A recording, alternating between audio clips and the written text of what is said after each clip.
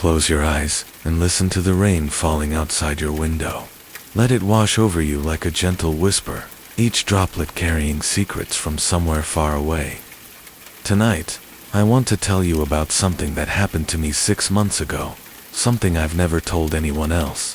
The rain reminds me of it, you see, because that's when it all started, on a night just like this one, when the world felt soft and muted, and I thought I was safe in my little rental home on Maple Street. Get comfortable now, pull your blankets close, and let my voice carry you into that small house where I learned that sometimes the most familiar things can become the most terrifying. Sometimes the mirror that shows you your face every morning can decide, without warning, to show you someone else entirely. The mirror in my rental home doesn't reflect me anymore. Moved into the house on Maple Street in late October, drawn by the reasonable rent and the landlord's promise that it was quiet, perfect for someone like me who worked from home. Mrs. Henderson, an elderly woman with kind eyes and weathered hands, met me at the front door with keys that felt heavy and old in my palm. The house smelled of lavender and dust, the kind of scent that settles into a place when it's been loved and lived in for decades. The previous tenant left suddenly, she explained as we walked through the small living room with its hardwood floors and bay window. Nice young woman, very quiet like yourself. She left most of her furniture behind, said she didn't need it where she was going. Mrs. Henderson's voice carried a note. I couldn't quite place something between sadness and relief. The bathroom was compact but charming, with vintage tile work and a pedestal sink that belonged in a different era. Above the sink hung a large mirror in an ornate silver frame, the kind you might find in an antique shop or inherited from a grandmother. The glass was old, with tiny imperfections that caught the light and made my reflection seem to shimmer slightly around the edges. Beautiful mirror, I commented, adjusting my hair in its surface. Mrs. Henderson paused in the doorway behind me. Yes, it came with the house. Been there longer than I've owned the place, I suppose. The previous tenant? She mentioned it sometimes, said it had character. There was that tone again, carefully neutral, as if she were choosing her words with unusual precision. I signed the lease that afternoon, enchanted by the house's quiet charm and the way the afternoon light filtered through the lace curtains in the bedroom. That first night, I unpacked my toiletries in the bathroom, catching glimpses of myself. As I arranged shampoo bottles and hung my towel on the vintage hook beside the mirror, each time I looked, my reflection seemed normal, familiar, tired from moving, but unmistakably me. The first few weeks passed peacefully. I established routines, learned the house's sounds, the way the pipes hummed when I ran water, how the floorboards creaked in the hallway, the gentle rattle of windows when the wind picked up. I worked at the small desk in the living room, took my morning coffee by the bay window, and gradually began to feel at home. It was mid-November when I first noticed something unusual. I'd gotten up during the night to use the bathroom, padding, barefoot across the cold tiles, without turning on the light. As I washed my hands, I caught a glimpse of movement in my peripheral vision, my reflection in the mirror, barely visible in the darkness. But something about it seemed delayed, as if the mirror were showing me a moment from a second ago, rather than the present. I flipped on the light switch, studying my reflection carefully, but everything appeared normal. Sleep-deprived paranoia, I told myself, nothing more. The next morning, brushing my teeth before work, I paid closer attention to the mirror. My reflection brushed its teeth in perfect synchronization with me, smiled when I smiled, moved exactly as I moved. I felt foolish for the previous night's unease. Old mirrors sometimes played tricks with light and shadow, creating illusions that meant nothing. But over the following days, I found myself watching the mirror more carefully, noting small details I'd never paid attention to before. The silver frame was more elaborate than I'd initially realized, with tiny engravings of vines and flowers that seemed to shift when I wasn't looking directly at them. The glass itself bore subtle imperfections, not cracks, but wavering lines, like watermarks that created slight distortions in certain areas. It was during the third week of November that I noticed the delay again, this time in full daylight. I was getting ready for a video call with a client, checking my appearance one final time before heading to my desk. As I turned away from the mirror, I caught sight of my reflection in my peripheral vision, and for just a moment, it seemed to be turning toward the mirror rather than away from it. I spun back to look directly, but my reflection moved with me perfectly, showing nothing unusual. My sleep began to suffer. Not because I was afraid, I told myself firmly that I wasn't afraid, but because I'd become hyper-aware of the mirror's presence. Even with the bathroom door closed, I could sense it there, its surface reflecting the darkness, waiting for the next time I'd need to use the room. When I did venture in during the night, I found myself avoiding eye contact with my reflection, keeping my gaze down or focused elsewhere. The delays became more noticeable.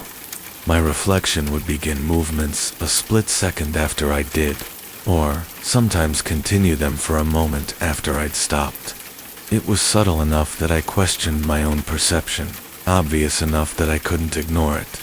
I began timing the discrepancies, holding up my hands and counting on my fingers, watching as my reflection seemed to struggle to keep up. 3 seconds. That's how long the delay lasted by early December. 3 full seconds between my movement and my reflection's response. I tested it repeatedly, raising my arms, tilting my head, opening and closing my mouth. Each time, my reflection lagged behind like a video call with poor connection. But this was a mirror, not a screen. Mirrors didn't buffer. Mirrors showed exactly what stood before them when it stood there. I researched antique mirrors online, looking for explanations about distortions or optical illusions created by old glass. I read about silvering degradation, about how moisture and age could create false images or delayed reflections, but nothing I found described what I was experiencing. Physics didn't allow for temporal delays in reflected light. What I was seeing was impossible. The first time my reflection moved independently, I nearly convinced myself I'd imagined it. I was washing my face before bed, eyes closed as I scrubbed away the day's fatigue. When I opened them and looked up, my reflection was already looking at me, head tilted slightly to the left, watching me with an expression I couldn't quite read. For a moment, we stared at each other, and then my reflection slowly smiled.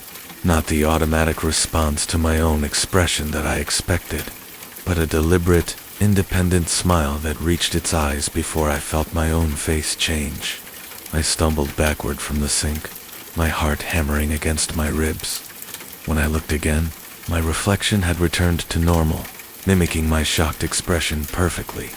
I stood there for several minutes, testing various movements, but everything appeared synchronized again. That night, I slept with all the lights on. The episodes became more frequent and more pronounced. My reflection would lag behind, then suddenly catch up with abrupt, jerky movements. Sometimes it would move when I was perfectly still, adjusting its posture or running fingers through its hair while I remained motionless. The delays grew longer, 5 seconds, then 7, then 10. Long enough for me to perform entire actions that my reflection would then repeat, like an echo, but with subtle variations, small differences in timing or expression. I started avoiding the bathroom during daylight hours, brushing my teeth at the kitchen sink, and taking showers with my eyes closed. But avoidance only seemed to make the problem worse. The mirror appeared to be growing more confident, more willing to deviate from simply reflecting what stood before it. By mid-December, I was documenting everything. I set up my phone to record myself in the bathroom, hoping to capture evidence of what was happening, but when I reviewed the footage, everything appeared normal. My reflection moved in perfect synchronization with me. No delays, no independent movements. The camera saw only what a mirror was supposed to show. This discrepancy between what I experienced and what could be documented filled me with a particular kind of dread.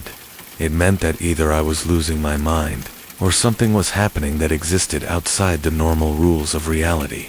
something that technology couldn't detect or record, something that existed only in the space between my eyes and the mirror's surface.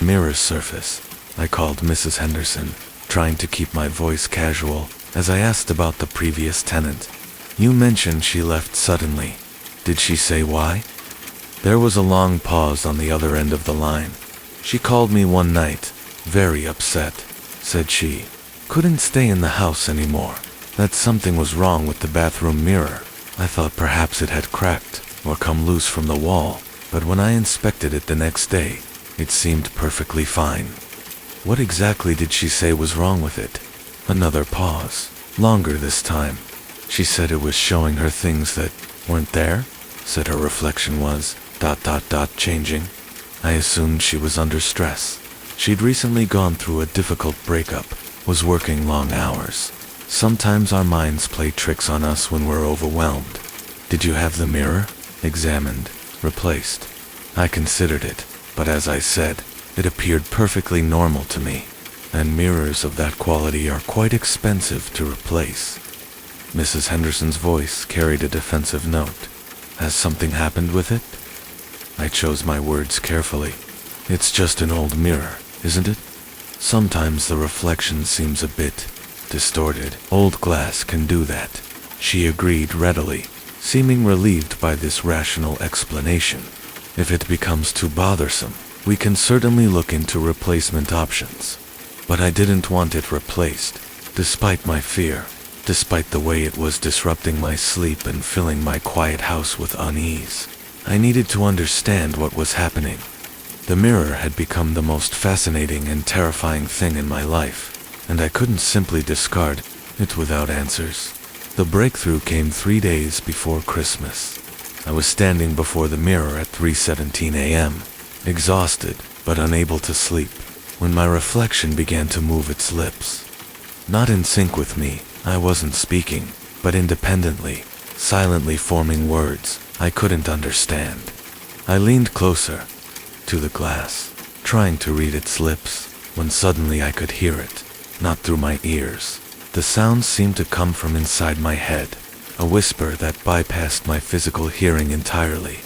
My reflection was speaking, its voice identical to mine, but somehow different, carrying an emotional weight that made my chest tight with recognition and dread. I've been trying to reach you, it said, still moving its mouth silently, while the words formed in my mind. For so long, I've been trying to tell you. Tell me what?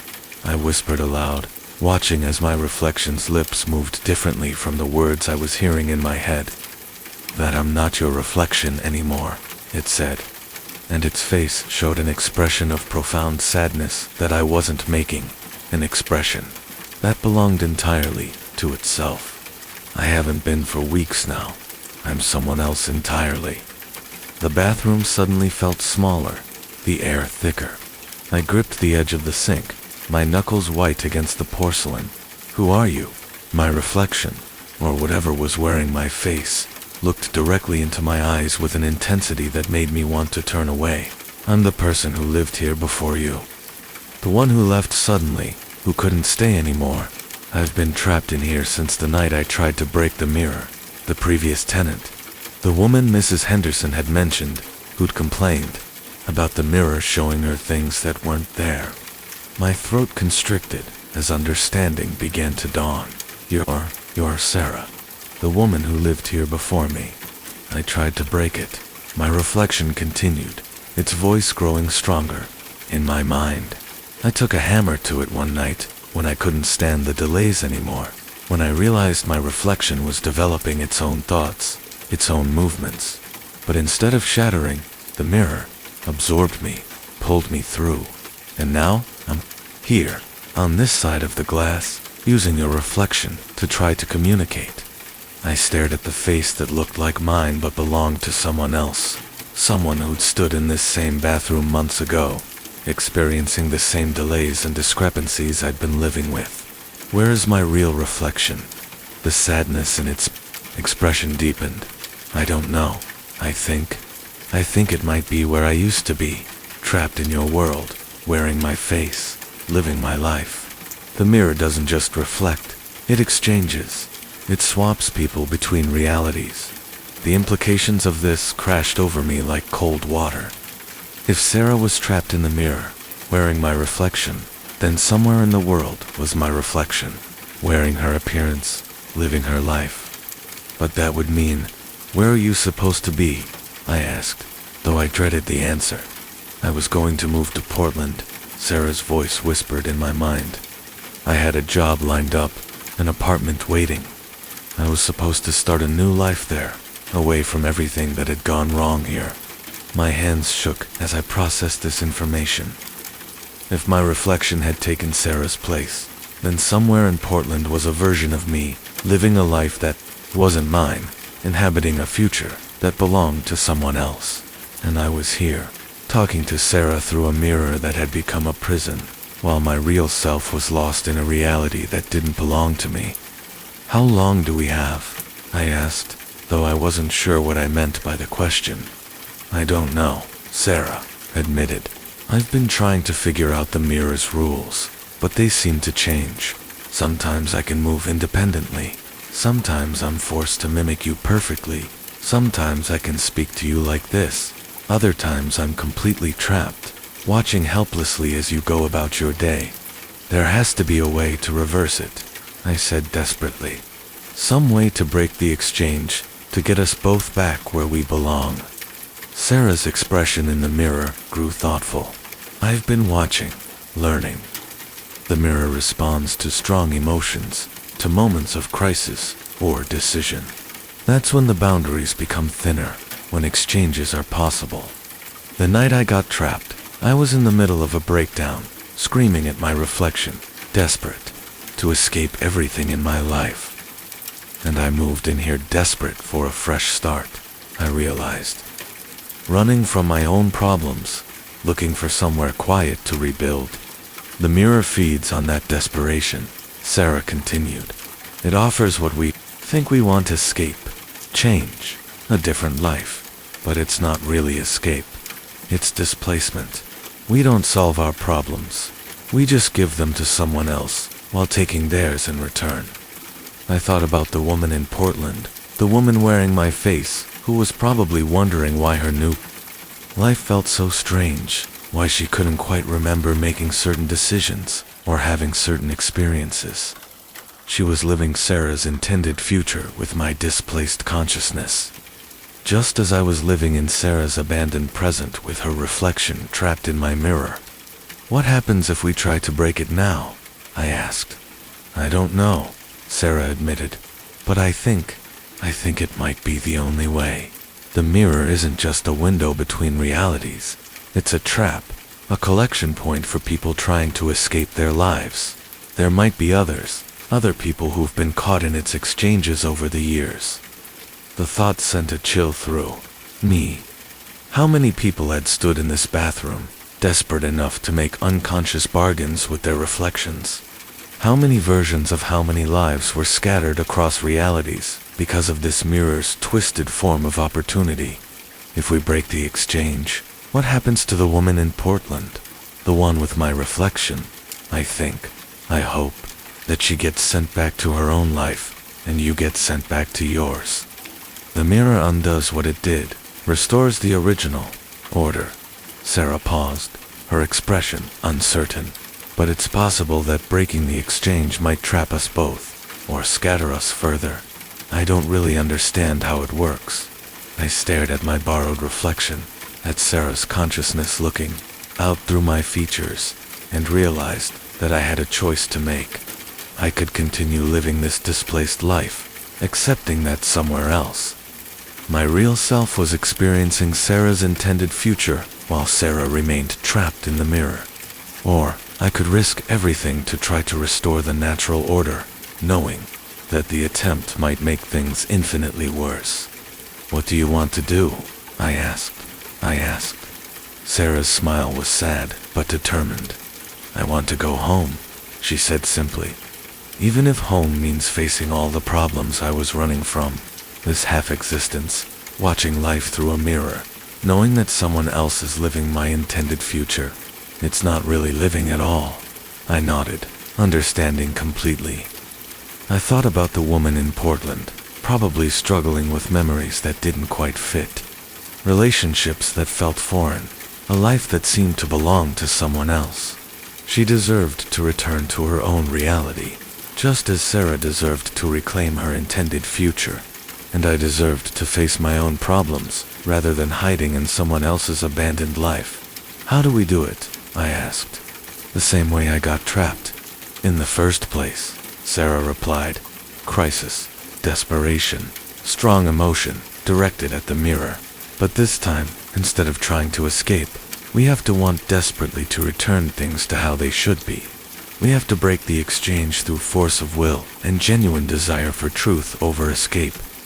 I took a deep breath, steadying myself for what I was about to attempt. Will I see you again, after? I don't think so, Sarah said softly. If this works, I'll be in Portland, living the life I was supposed to live, and you'll be back in whatever life you were running from when you moved here. The mirror will just be a mirror again, showing only what stands in front of it. And if it doesn't work, then we might both be trapped in here, or scattered across realities we don't belong in, or erased entirely. Sarah's honesty was both terrifying and comforting, but at least we'll have tried to make things right. I placed my palm against the mirror's surface, feeling the cold glass against my skin. Sarah's reflection placed its palm against mine from the other side, and for a moment I could almost feel her fingers against mine, separated only by the thin barrier between realities. Together, I asked. Together, she confirmed. I closed my eyes and thought about everything I'd been running from when I moved to Maple Street. The failed relationship, the career that wasn't fulfilling me, the growing sense that I was drifting through life without purpose or direction. I'd thought that changing my vocation would change who I was. But now I understood that all I'd done was displaced my problems onto someone else while taking on theirs. I wanted to go back. I wanted to face my real life, with all its difficulties and uncertainties.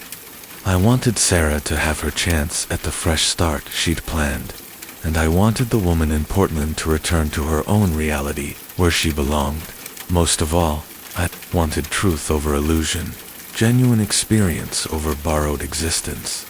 The mirror began to warm under my palm, then to vibrate with an energy I could feel in my bones. Sarah's reflection grew brighter, more solid, while my own features began to fade. The bathroom around me started to shift and blur, reality becoming fluid and uncertain. Thank you, Sarah's voice whispered in my mind, growing fainter as the exchange began to reverse. Thank you for choosing truth. The last thing I saw was her face, no longer wearing my features, but showing her own. A woman I'd never met, but somehow knew intimately. Someone who'd shared this strange displacement with me, and helped me find the courage to break free from it. Then everything went white, and I was falling through space that wasn't space. Time that wasn't time, back toward the life I'd abandoned, and the reality I belonged to. When I opened my eyes, I was standing in my old apartment, the one I'd given up to move to Maple Street. It was exactly as I'd left it, down to the coffee cup on the counter and the unmade bed. But something was different. I felt different. The problems that had driven me away were still there, but they no longer seemed insurmountable. They were simply challenges to be faced, not mountains to be climbed or prisons to be escaped. The rain had stopped outside my window, replaced by the gentle light of dawn breaking over a world that was exactly as it should be. Somewhere in Portland, I knew, Sarah was probably waking up in an apartment she'd never seen before, preparing for a job she'd chosen, living the life she'd planned and deserved.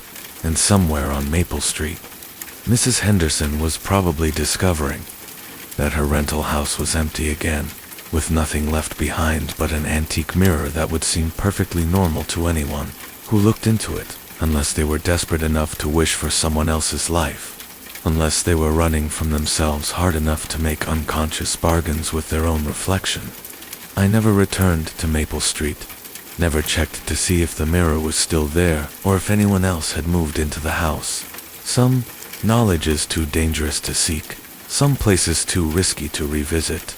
Instead, I focused on rebuilding my actual life, facing my real problems, accepting that the only escape from yourself is through yourself, not around yourself. But sometimes, late at night when the rain falls against my windows like whispered secrets, I remember Sarah's face in that final moment.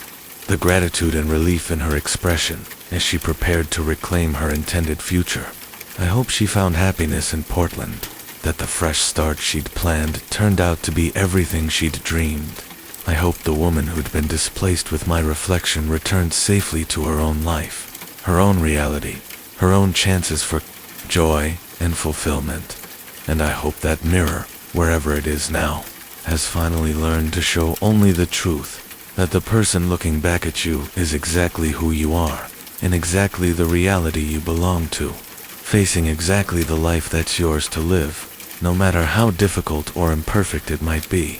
The rain continues to fall outside your window, washing the world clean, carrying away the illusions, and leaving only what's real, what's true, what's actually yours to face and embrace and transform.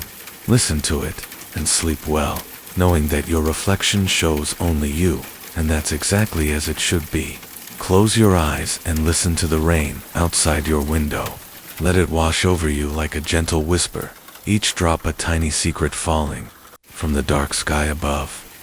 Tonight, as you settle into the warmth of your bed, I want to tell you about something that happened to me last winter, something that still makes me question the nature of warmth itself, and what it truly means to never let go.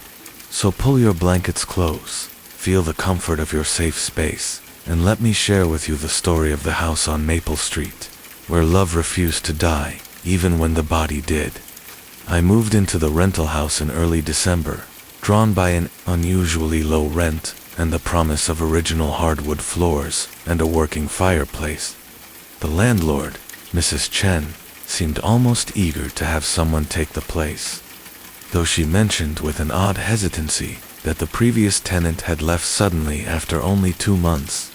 When I asked why, she just shrugged and said people sometimes found the house too warm for their liking.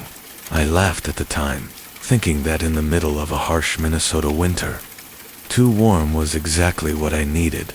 The house itself was a modest 2-story built in the 1940s, with cream-colored siding and forest green shutters that had seen better decades. What struck me immediately was how the front porch lights seemed to flicker in a pattern: 3 long flashes, then 2 short ones, then 3 long again. Mrs. Chen noticed me watching it and mentioned that the electrician had looked at it twice, but couldn't find anything wrong with the wiring. It's like it has a mind of its own, she said with a nervous laugh that didn't quite reach her eyes. Inside, the house felt immediately welcoming in a way that surprised me. The living room centered around a substantial brick fireplace, its mantel adorned with what appeared to be the previous owner's belongings, a few framed photographs turned face down, a brass compass, and an old leather journal bound with a faded red ribbon. Mrs. Chen explained that these had belonged to the original owner, Harold Brennan, who had lived there for nearly 30 years before passing away the previous winter. His family had left the items, she said, claiming they belonged with the house. That first night, I built a fire using some seasoned oak I'd found neatly stacked in the basement. As the flames caught and began their familiar dance, I felt an overwhelming sense of peace settle over me. The warmth seemed to spread through the house in a way that felt almost alive, reaching into corners that should have remained cold, warming rooms I hadn't even entered yet. I fell asleep on the couch that night, more comfortable than I'd been in months. The sound of crackling wood mixing with the gentle patter of sleet against the windows. I woke the next morning to find the fire still burning, though I was certain I hadn't added any wood since falling asleep. The logs looked fresh, as if someone had carefully selected and placed them while I slept. But I lived alone, and I was certain I'd locked the doors. I checked the fireplace more carefully and noticed something odd. There were 4 logs burning, but only 3 remained in the iron holder beside the hearth. Simple enough to explain, I told myself. I must have been more tired than I'd thought. Over the following weeks, this pattern continued. No matter how low I let the fire burn before bed, I would wake to find it restored, the flames healthy and bright, new logs positioned with an almost artistic precision. I began leaving notebooks beside my bed, writing down the exact number of logs I'd used and where I'd placed them. Every morning, the count was off. Sometimes by 1 log, sometimes by 2, always in the fire's favor. The warmth in the house began to feel more noticeable as the days grew shorter. Even on the coldest nights, when the furnace struggled and the windows showed frost thick as curtains, the house maintained a perfect temperature. Friends commented on it when they visited, joking that I must have an expensive heating bill. But when the utility bills arrived, they were impossibly low, sometimes lower than the previous month. Despite my constant use of the fireplace, I started paying attention to other details. The brass compass on the mantel always pointed northwest, regardless of how many times I moved or rotated it. The leather journal felt warm to the touch, even when everything else in the room was cool, and those face-down photographs seemed to shift slightly from day to day, as if someone was adjusting their position just enough to make me notice. It was in mid-January that I first heard the footsteps. They were soft, deliberate, and they only came late at night when the house was at its warmest. The sound would start upstairs, in what I assumed was the master bedroom I wasn't using, then slowly descend the creaking stairs. I would lie still on the living room couch, where I'd taken to sleeping most nights, drawn by the comfort of the fireplace, and listen as the steps moved through the kitchen, paused at the entrance to the living room, then seemed to approach the hearth. The footsteps were always followed by the sound of logs being moved, the soft whisper of wood being arranged, and then the fire would flare brighter. In the morning, I would find the fire burning strong, the logs positioned in a neat arrangement that spoke of decades of practice, of hands that knew exactly how to coax the most warmth from burning wood. I tried staying awake one night, determined to see who was tending my fire. I positioned myself in the armchair that faced both the fireplace and the stairway, a cup of coffee growing cold in my hands as I waited. Around 2 in the morning, the footsteps began. Slow, measured, coming down the stairs with the careful gait of someone who knew every creaking board and how to avoid them. I strained my eyes in the dim light, the fire having burned low exactly as I'd planned. The footsteps reached the bottom of the stairs and moved through the house with purpose. I heard the soft sound of the basement door opening, then closing. A few minutes later, the footsteps returned, this time accompanied by the subtle sound of wood being carried. I gripped the arms of my chair, my heart hammering as the sounds moved closer to the living room. That's when I saw him. He was translucent, like heat shimmer rising from summer pavement, but his form was distinct enough that I could make out his features. Harold Brennan was a tall man with silver hair and gentle eyes, wearing a thick wool sweater and work pants. In his arms, he carried an armload of split oak, the same wood I'd been burning all winter. He moved with the quiet efficiency of someone performing a beloved routine, someone who had done this exact thing thousands of times before. He knelt before the fireplace and began arranging the logs with careful precision, his movements slow and methodical. I watched, frozen, as he positioned each piece exactly where it needed to be, building the foundation for a fire that would burn steadily through the night. When he was satisfied with the arrangement, he reached toward the existing embers, and somehow, without matches or kindling, the new logs caught flame.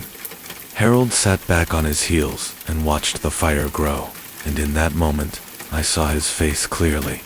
There was such profound sadness there, mixed with a determination that spoke of love stronger than death itself. He turned toward me then, and our eyes met across the warm room. He didn't seem surprised to see me watching. Instead, he nodded, slightly, as if acknowledging a secret we now shared. "Thank you," he said, his voice like the whisper of wind through dry leaves. Thank you for letting me take care of you." Before I could respond, he was gone. Not faded away, simply gone, as if he had never been there at all. But the fire burned bright and warm, and I could smell the faint scent of Old Spice aftershave lingering in the air. The next morning, I turned over the photographs on the mantel. The first showed Harold with a woman I assumed was his wife, both of them young and smiling, posed in front of what I recognized as this very house, but decades earlier. The second photograph showed them again, much older, standing beside the fireplace where Harold had appeared the night before. The woman wore a hospital gown, and Harold's arm was wrapped protectively around her thin shoulders. Her face was gaunt, but peaceful, and she was looking at Harold with such complete trust that it made my chest ache. The third photograph was Harold alone, much older still, sitting in the chair where I'd watched him the night before. His hands were folded in his lap, and he was staring at the fire with an expression of infinite loneliness. I opened the leather journal with trembling fingers. The pages were filled with Harold's careful handwriting, documenting over 30 years of winters in this house.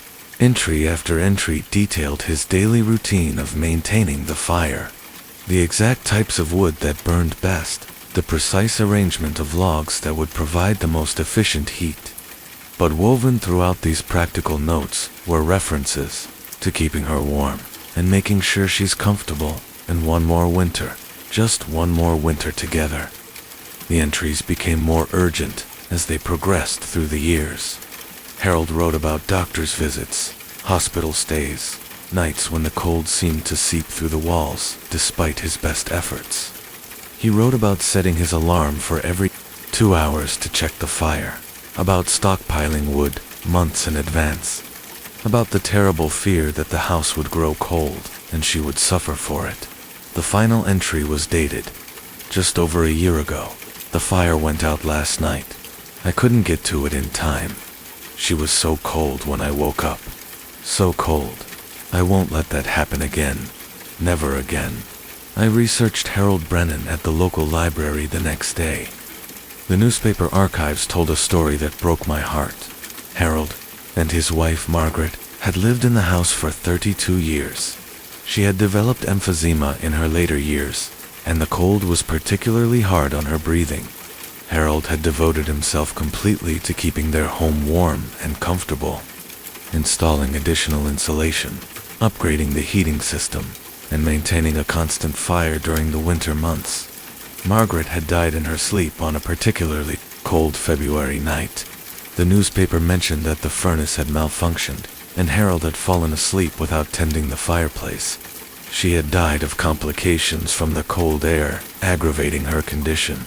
Harold was found 3 days later, having suffered a heart attack while trying to restart the furnace.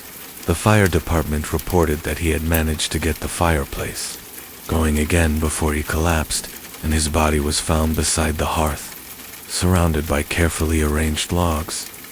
The house had remained empty for nearly a year before I moved in. That night, and every night afterward, Harold continued his vigil. I would go to sleep on the couch, and he would tend the fire through the long winter hours. Sometimes I would glimpse him moving through the house, checking windows for drafts, adjusting the curtains to keep out the cold. He never spoke to me again, but his presence became as comforting as the warmth he provided. I began leaving small gifts on the mantel: a new bottle of aftershave, fresh flowers, a card of thanks. They would disappear by morning, and the fire would burn even brighter. I started talking to him sometimes, sharing details of my day, telling him how grateful I was for his care. The house would grow warmer in response, as if my words were fuel for his dedication. Winter began to fade as March arrived, and I noticed changes in Harold's appearances. They became less frequent, and when I did see him, he seemed more translucent, as if the warming weather was drawing him away. The fire required more of my own attention, the mysterious replenishment of logs becoming sporadic. On the last cold night of the season, I woke to find Harold sitting in the chair across from me. He looked solid again, more real than I'd ever seen him. The fire was burning, low, and he wasn't moving to tend it. "Spring's coming," he said, his voice clearer now, tinged with both relief and sorrow. "She won't need me to keep her warm much longer." I realized then that he wasn't taking care of me at all. In his mind, in whatever reality he existed within, he was still caring for Margaret. I was simply the one who happened to be sleeping in the house where she had died, the beneficiary of a love so strong it had refused to be extinguished by death. "She's not cold anymore, Harold," I said gently. "She's somewhere warm now, somewhere you don't need to tend the fire." He looked at me with those kind, tired eyes, and for a moment I saw him as he truly was, not a ghost, but a soul worn thin by decades of devoted service, unable to let go of the only purpose that had ever mattered to him. "But what if she gets cold?" he whispered. "What if I'm not here and she gets cold? Then someone else will tend the fire," I promised him. "Someone else will make sure the house stays warm. But Harold, you've done enough. You've kept your promise. She knows how much you loved her." The fire flared one last time, filling the room with golden light that seemed to emanate from Harold himself. He smiled then, the first smile I'd seen on his face, and it transformed him completely. The sadness lifted from his features, replaced by a peace so profound it made the air shimmer. "Thank you," he said again, but this time the words carried the weight of true goodbye. "Take care of the house. Take care of the fire. Someone might need it to stay warm." When the light faded, Harold was gone. Not just invisible, truly gone. I could feel his absence in the sudden, ordinary quality of the air, in the way the fire settled into normal flames that danced without purpose or intention. Spring arrived early that year, and I found myself missing the supernatural warmth that had carried me through the winter. The house felt different without Harold's presence, larger somehow, but also lonelier. I maintained the fireplace according to his journal, learning to arrange the logs the way he had, developing my own relationship with the wood and flame and warmth. When the next winter approached, I prepared carefully. I stocked the basement with seasoned oak, checked the chimney, arranged the tools beside the hearth exactly as Harold had done. I waited through the first cold nights, tending the fire myself, listening for footsteps that never came. But on the coldest night of December, when the wind howled like a living thing and the temperature dropped below zero, I woke to find the fire burning brighter than I had left it. New logs had been added with that familiar precision, arranged with the skill of someone who understood the secret language of fire and would. Harold hadn't returned, but someone had. Someone who needed the warmth, who found comfort in the ritual of tending flame, who understood that sometimes love manifests not in grand gestures, but in the simple act of keeping others warm through the long, dark nights. I never saw who it was. I never needed to. The house had become what Harold had always intended it to, be a place where warmth was sacred, where the act of caring continued beyond the boundaries of life and death, where anyone who needed shelter from the cold could find it, tended by hands, guided by love.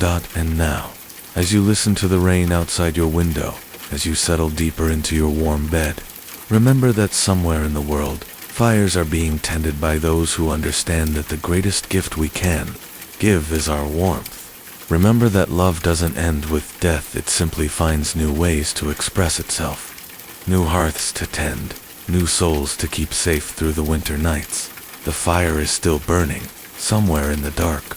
And if you ever find yourself cold and alone, if you ever need warmth that goes deeper than heat, remember that there are places where love refuses to die, where someone will always tend the flame, where the winter winds can never extinguish the fire that burns in the heart of those who truly know how to care. Sleep now, and let that warmth carry you through your dreams. Close your eyes and let the rain wash over you tonight. Pull your blankets a little tighter, settle into your pillow, and listen as I tell you about something that happened to me last autumn. The rain is falling now, just as it was falling then, and sometimes I wonder if the sound carries more than just water from the clouds above. Sometimes I think it carries voices, memories, and things that should have been left buried in the silence of deep woods. This story begins with a simple hike, the kind you might take on any gray October afternoon when the world feels heavy with approaching winter. But as you'll learn, some paths lead to places that exist between what we know and what we fear, where ancient voices still echo through the trees, waiting for someone foolish enough to listen. I had been living in Portland for 3 years when the stress of city life finally caught up with me. The constant hum of traffic, the endless parade of faces on crowded sidewalks, the way my apartment walls seemed to close in a little more each date, all pressed against my chest like a weight I couldn't shake.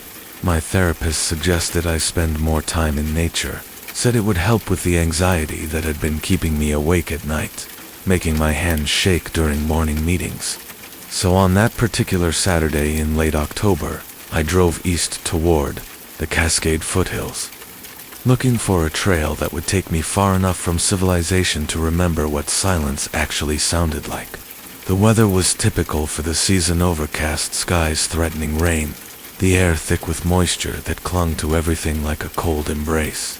I had checked the forecast. No precipitation expected until evening, plenty of time for a long hike and drive back to the city. The trailhead I chose was one I'd never visited before, marked only by a small wooden sign that read Whispering Pine Trail, 4.2 miles. The parking area was empty, except for my Honda, which should have been my first warning. Even on gloomy weekend days, the popular trails usually had at least a few other hikers. But I was grateful for the solitude, eager to escape into the cathedral, quiet of old-growth forest. The trail began, innocuously enough, winding through second-growth, Douglas firs and vine maples already turned amber by the season. My footsteps crunched softly on fallen leaves, and gradually, the knot of tension in my shoulders began to loosen. This was exactly what I needed. No deadlines, no notifications, no demands on my attention, except the simple act of putting one foot in front of the other. About a mile in, the forest changed. The trees grew taller, older, their trunks thick enough that I couldn't wrap my arms around them. The canopy closed overhead, filtering what little daylight remained into a green twilight that made everything feel ancient and hushed. Moss hung from branches like tattered curtains, and the air carried the rich smell of decomposing leaves and damp earth. It was here, in this cathedral of towering trees, that I first heard it. At first, I thought it was wind moving through the branches high above, a low, sustained note that seemed to come from everywhere and nowhere at once. I stopped walking and tilted my head, trying to locate the source of the sound. But as I stood there in the moss-muffled silence, I realized it wasn't wind at all. It was singing. Human voices, multiple voices, rising and falling in a slow, haunting melody that seemed to drift between the trees like smoke. The sound was so faint I had to hold my breath to hear it clearly.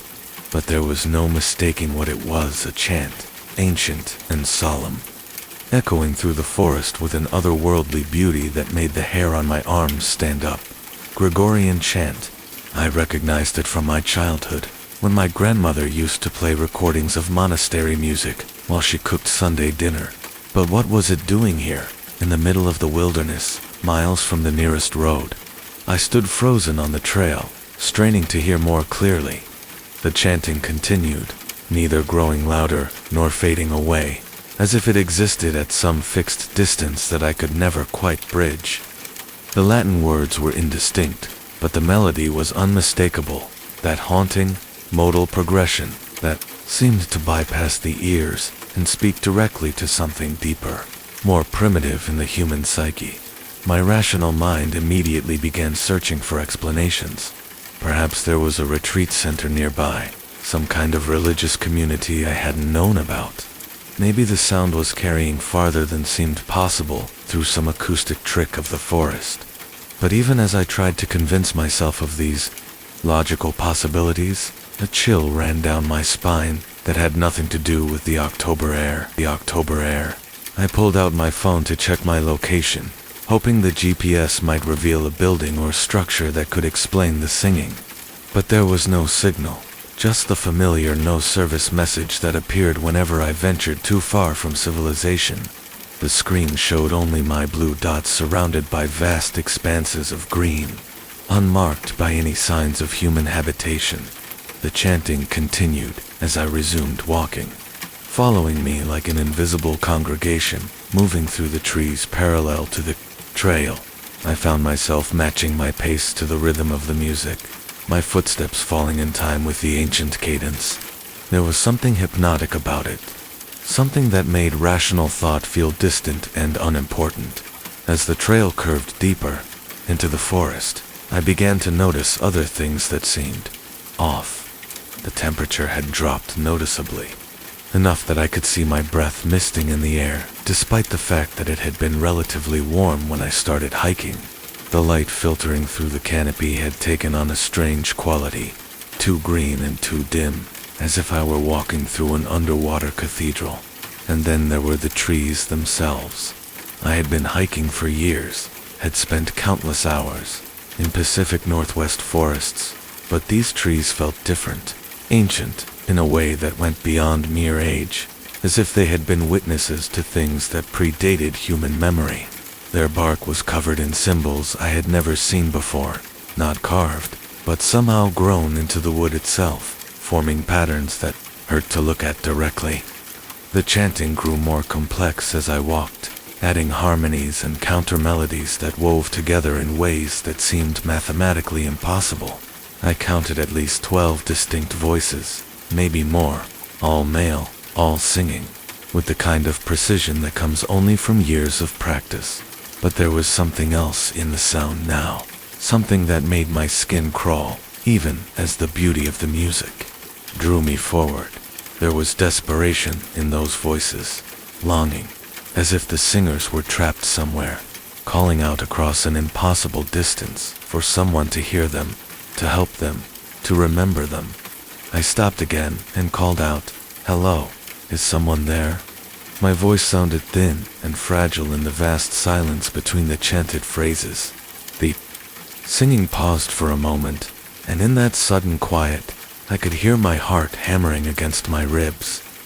Then the chant resumed, but now it seemed different, more urgent, more directed, as if my call had been heard and answered. The trail began to descend into a narrow valley I hadn't seen on any map.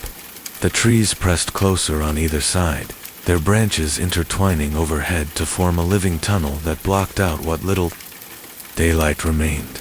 My phone's flashlight seemed pathetically weak against the growing darkness, its beam swallowed by the moss-covered walls of bark and stone. It was here, in the deepest part of the valley, that I found the ruins. They emerged from the forest floor like broken teeth, remnants of stone walls covered in decades of moss and fern growth.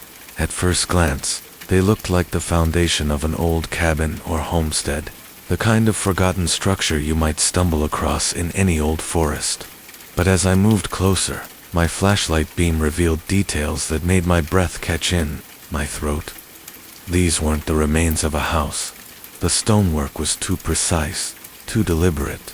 Carved into the moss-covered blocks were symbols that matched the ones I had seen on the tree spirals, and crosses and geometric patterns that seemed to shift and writhe in the unsteady light.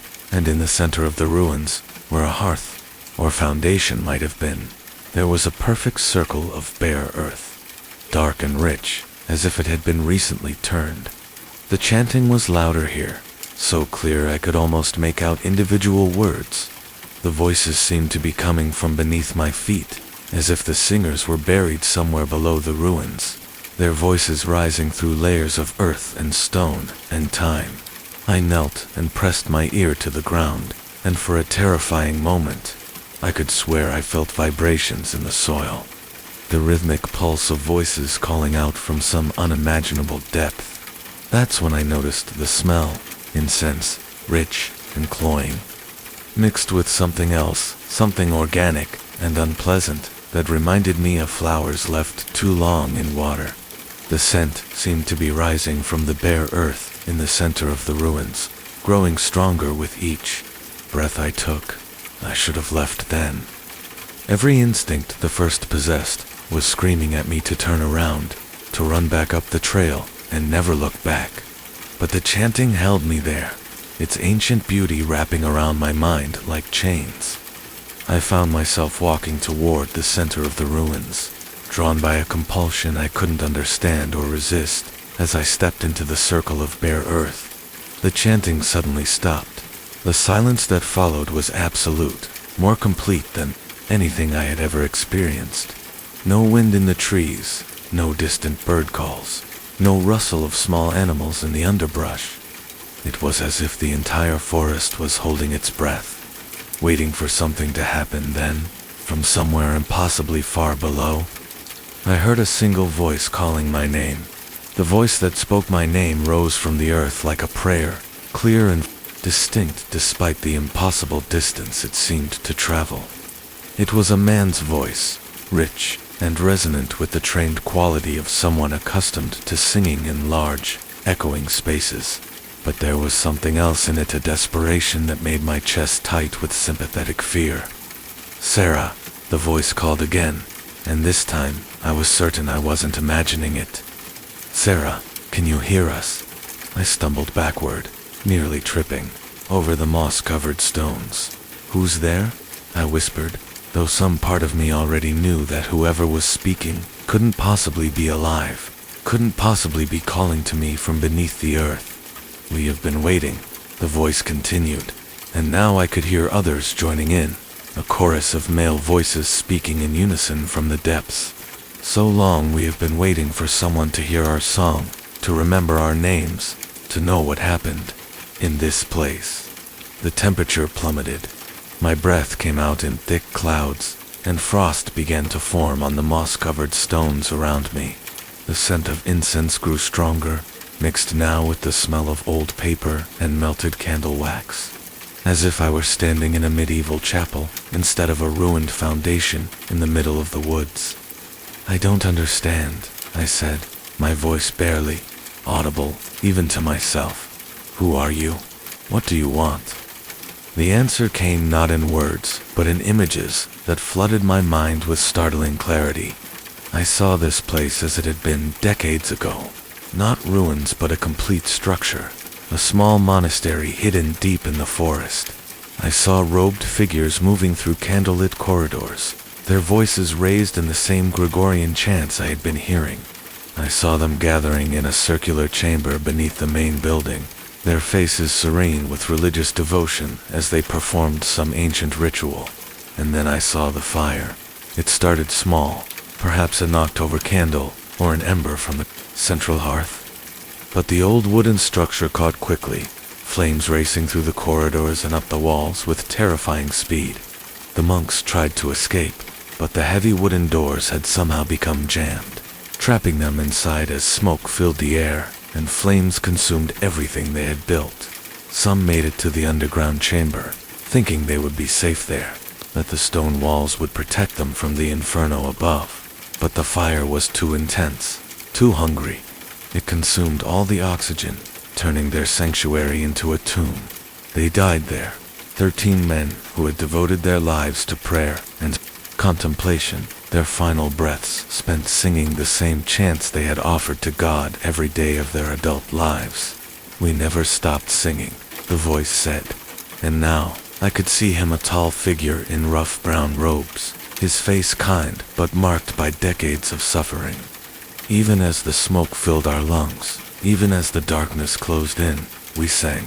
We sang, until our voices failed, and then we sang with voices that no longer needed breath. The other monks appeared around him, 12 more figures in identical robes, their faces pale but peaceful. They stood in a circle around the bare earth, where I knelt, their mouths moving in silent harmony with music only they could hear. "For 67 years we have sung in this place," the lead monk continued, "waiting for someone to hear us, to remember that we existed, to know that our prayers did not die with our bodies. The forest has grown over our monastery, has hidden the evidence of our lives, but our voices remain." I understood then why I had been drawn here, why the chanting had seemed to follow me through the trees. They weren't trying to frighten me, they were trying to communicate, to share their story with someone who could carry it back to the world of the living. "What do you want me to do?" I asked, tears streaming down my face, though I couldn't say exactly why I was crying. "Remember us?" the monk said simply. "Speak our names. Tell others that we were here, that we lived and prayed and died in service to something greater than ourselves. That is all any soul truly wants, to be remembered, to know that their existence mattered." One by one, they told me their names. Brother Thomas, who had been the cantor, leading the community in their daily prayers. Brother Francis, barely 20, when he died, who had joined the monastery to escape a world that seemed too harsh for his gentle nature. Brother Michael, the eldest, who had founded this hidden retreat after growing disillusioned with the politics of larger religious institutions. As each monk spoke his name, his figure became more solid, more real, as if my acknowledgement was giving him substance. Their faces were no longer pale and distant, but warm with gratitude and something that might have been relief. "We chose this place because it was far from the world," Brother Thomas explained. "We wanted only to serve God in silence and solitude, but isolation became our curse when the fire came. No one knew we were here. No one came looking for us. Our deaths went unnoticed, our prayers unheard. Until now," I whispered. "Until now," he agreed, and for the first time since I had entered the ruins, he smiled. The monks began to fade as the first drops of rain started to fall through the canopy above. Their voices joined together one final time in a chant of gratitude, a song of release that seemed to lift the oppressive weight that had settled over the forest. As their forms became translucent and then disappeared entirely, the temperature began to return to normal, and the unnatural silence gave way to the familiar sounds of wind and rustling leaves. I remained in the ruins until the rain became too heavy to ignore, sitting in that circle of bare earth and thinking about the 13 men who had died there, whose voices had somehow persisted across decades of forgetting. When I finally stood to leave, I noticed that the symbols carved into the trees and stones had changed. They were still there, but they looked different now, more like memorial inscriptions than the disturbing patterns they had seemed before. The hike back to my car passed in a blur of rain and reflection. The forest felt normal again, just trees and moss and the ordinary mysteries of the natural world. But I carried the monks' story with me. Along with their names and the memory of their final song, I spent the following weeks researching the history of the area, digging through old newspaper archives and county records. It took time, but eventually, I found what I was looking for: a small article from 1957 about a mysterious fire that had been spotted deep in the forest east of Portland. By the time firefighters reached the area, they found only smoldering ruins and no sign of inhabitants. The article mentioned that some hikers had reported hearing singing in the woods around that time, but officials dismissed these accounts as echoes from a distant church or radio. There was no record of the monastery, no mention of the 13 monks who had lived and died there. They had achieved the isolation they sought so completely that their very existence had been erased from official memory. But I remembered them now, and through me, others would remember them too. I never returned to that trail, though I often think about it on rainy nights like this one. Sometimes, when the wind is just right and the rain falls with particular intensity, I imagine I can hear faint echoes of their chanting carried on the storm, not the desperate, trapped voices I heard in the ruins, but something peaceful and grateful, the sound of souls finally able to rest. The monks taught me something important that day in the forest. They showed me that memory is a form of resurrection, that speaking the names of the dead gives them a kind of life that transcends the grave. In a world that moves so fast, that discards the past so carelessly, perhaps the most sacred thing we can do is simply remember to acknowledge that others were here before us, that their lives had meaning, that their stories deserve to be told. So, tonight, as you listen to the rain and drift towards sleep, remember Brother Thomas and Brother Francis and Brother Michael. Remember the 11 others whose names I carry with me like a prayer. Remember that somewhere in the deep woods, 13 voices once rose in ancient song, and that their music, in its way, continues still. The rain is falling harder now, drumming against windows and roofs throughout the city.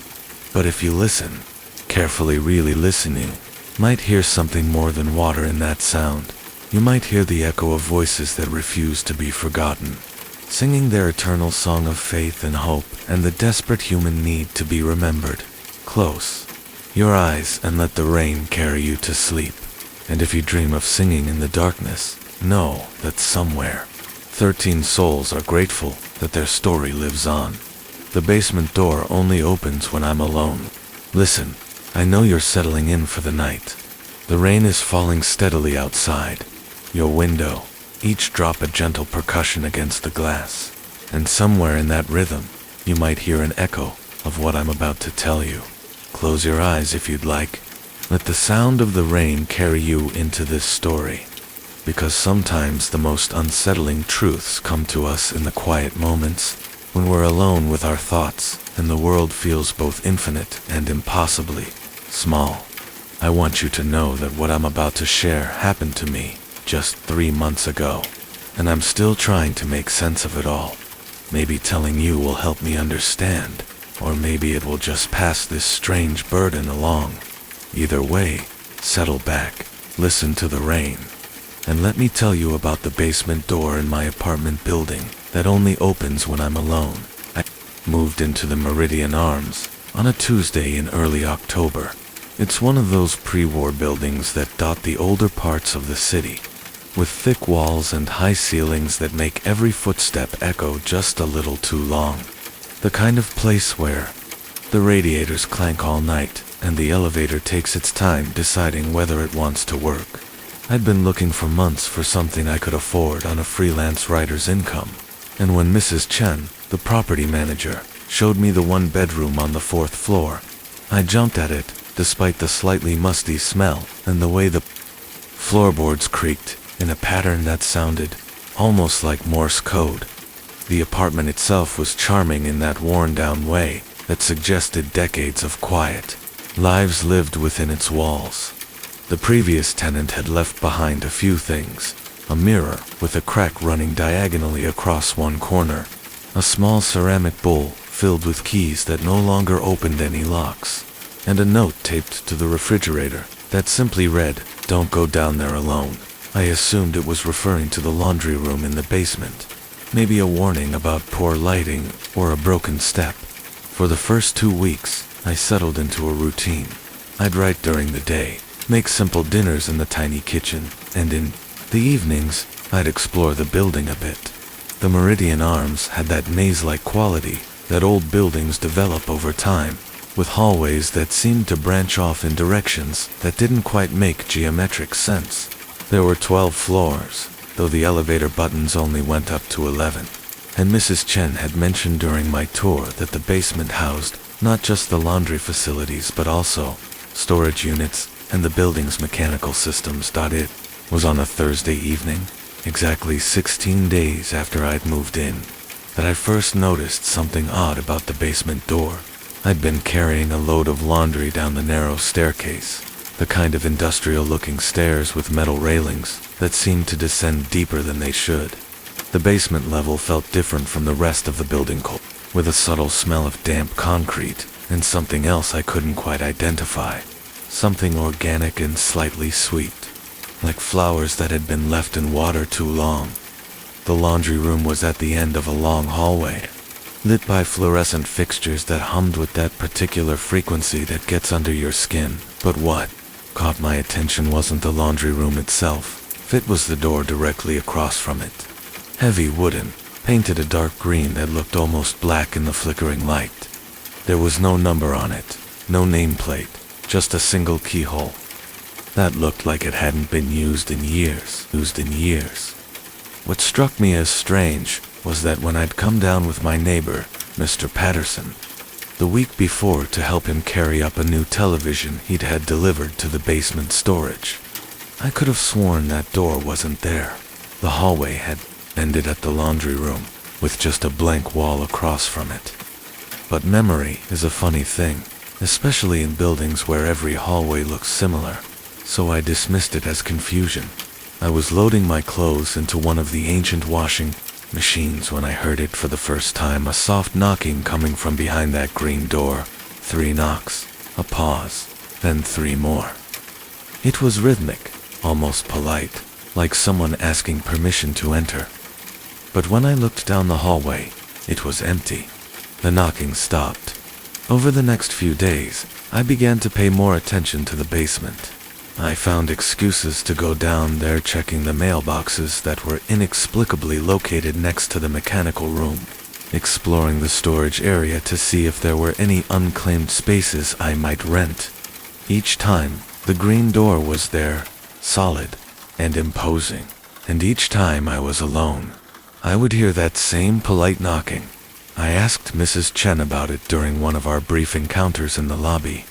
She was a woman in her 70s, with steel gray hair and the kind of efficient manner that suggested she'd been managing buildings for decades. When I mentioned the green door in the basement, her expression shifted almost imperceptibly. "Oh, that old thing," she said, adjusting her glasses. "Storage room, been locked for years. Previous owner lost the key." She paused, looking at me with eyes that seemed to hold more knowledge than she was sharing. "Strange you noticed it though. Most people don't.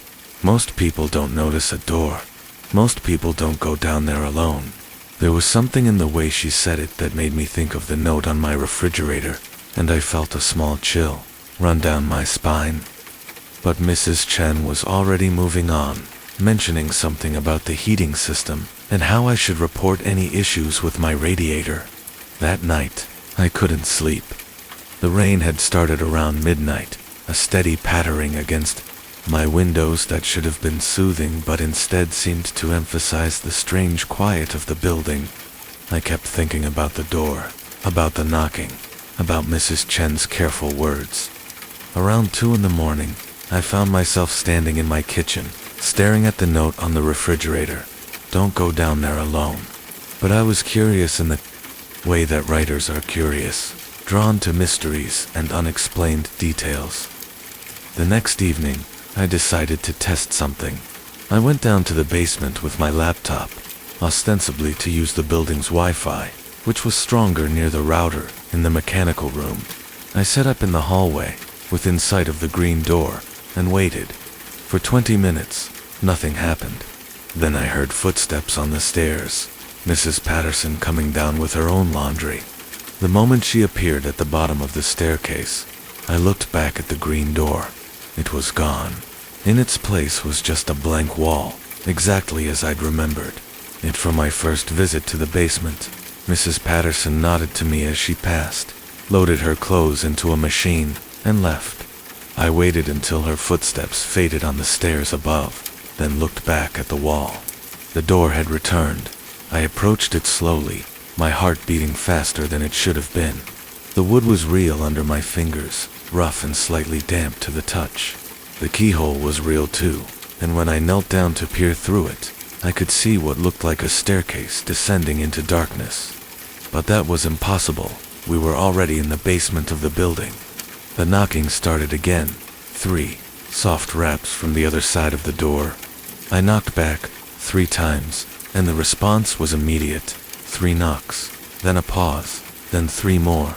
We continued this strange conversation for several minutes, and I began to notice that the knocking was following a pattern. 3 short, 3 long, 3 short, SOS in Morse code. I spent the next several days researching the building's history. The Meridian Arms had been built in 1924, and like many buildings of that era, it had a complicated past. During the 1940s, it had been converted into apartments for war workers. In the 1960s, it had briefly served as a boarding house. The records showed several renovations over the decades, including major work done on the basement level in 1987. But what I found most interesting was a newspaper clipping from 1952. A resident named Eleanor Vance had gone missing from the building. She'd been described as a quiet woman in her 30s who worked as a seamstress and lived alone on the 7th floor. The last anyone had seen of her, she'd been going down to the basement to do her laundry. Her body was never found, and the case was eventually closed as a probable suicide, though her family had insisted she would never have taken her own life. The more I researched, the more I became convinced that the green door was connected to Eleanor's disappearance. The timeline matched the basement renovations. In 1987 could have sealed off whatever room lay behind that door, but why could only I see it when I was alone? And why was someone knocking from the other side? I began spending more time in the basement, always making sure I was alone when I approached the door. The knocking became more frequent, and I started to recognize variations in the pattern. Sometimes it was the simple SOS. Other times, it was longer, more complex sequences that I couldn't decode. I tried knocking back in different patterns, and gradually, I began to feel like I was having a conversation with someone who was desperately trying to communicate. One evening in late November, as the rain drummed against the small basement windows, I brought down a piece of paper and a pen. I started transcribing the knocking patterns, writing down dots and dashes like Morse code. It took me several sessions to piece together what I was hearing, but eventually, a message emerged. Help me. Trapped. Eleanor. My hands shook as I wrote down the name, Eleanor Vance, the missing seamstress from 1952. Somehow, impossibly, she was behind that door, and she had been knocking for over 70 years. I tried to tell Mrs. Chen what I'd discovered, but her reaction was swift and definitive. "Mr. Harrison," she said, her voice taking on a tone I hadn't heard before. "I think you've been spending too much time alone in this building. Perhaps you should consider finding some social activities. Join a club, make some friends." But I couldn't let it go. I'd established communication with someone who had been trapped for decades, and I was possibly the only person who could help her. I started bringing tools down to the basement: a hammer, a screwdriver, anything that might help me get through the door, or at least understand its mechanism. The door had no visible hinges, no visible way to open it from the outside. The keyhole was there, but when I tried to pick it with various implements, nothing happened. It was as if the door was purely decorative, or sealed in some way that defied ordinary understanding. The knocking became more urgent. Eleanor, I was certain. It was Eleanor seemed to sense that I was trying to help. The messages became clearer, more desperate. Cold, dark, help, please. I began to lose sleep, spending hours in the basement, trying to find a way to reach her. The other residents started to notice my odd behavior. Mr. Patterson mentioned that he'd seen me coming and going from the basement at all hours. Mrs. Chen started appearing more frequently, always with some excuse about checking the mechanical systems, but her eyes followed me with growing concern. It was on a Tuesday in December, exactly 2 months after I'd first noticed the door, that I finally understood what was happening. I'd been in the basement for over 3 hours, growing increasingly frustrated with my inability to help Eleanor when I heard footsteps on the stairs. I looked up, expecting to see the door disappear as it always did when someone else was present, but this time, it remained. Mrs. Chen appeared at the bottom of the stairs, but she wasn't alone. Behind her were 2 men in dark suits, and behind them, a woman in a white coat carrying a medical bag. "Mr. Harrison," Mrs. Chen said gently, "these people are here to help you." I looked back at the green door, solid and real in the flickering, fluorescent light, then at the group of people staring at me with expressions of professional concern. One of the men stepped forward, and I realized he was holding a clipboard. "Sir, I'm Dr. Martinez from the psychiatric crisis team. We understand you've been having some difficulties adjusting to living alone." "The door," I said, pointing. "Kent, you see the door?" They looked where I was pointing, and I saw their expressions.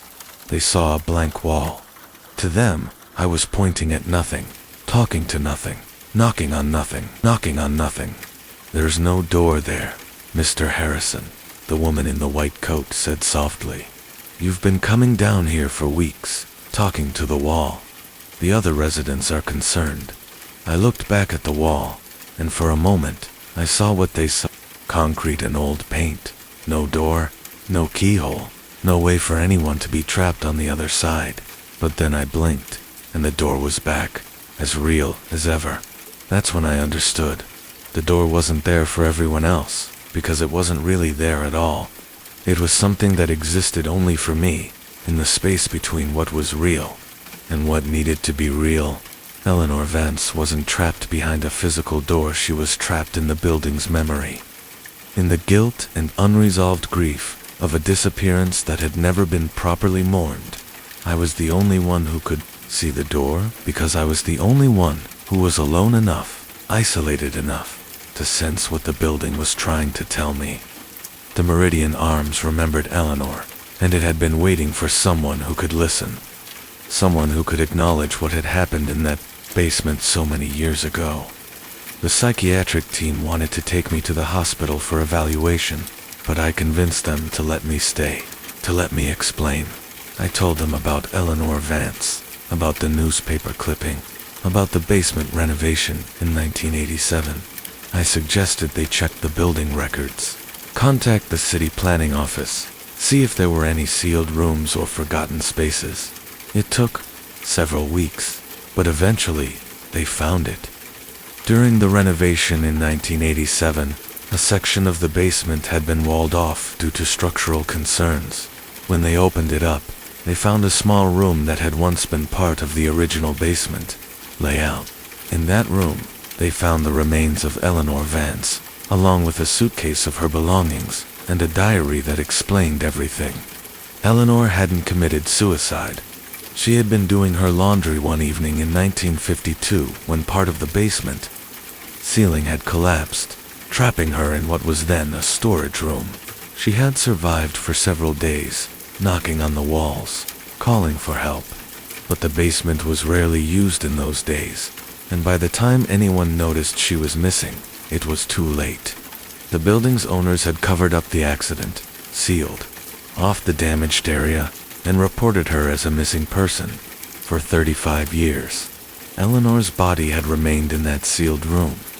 Then, during the 1987 renovation, her remains had been inadvertently sealed in again, hidden behind new walls, and forgotten by everyone except the building itself.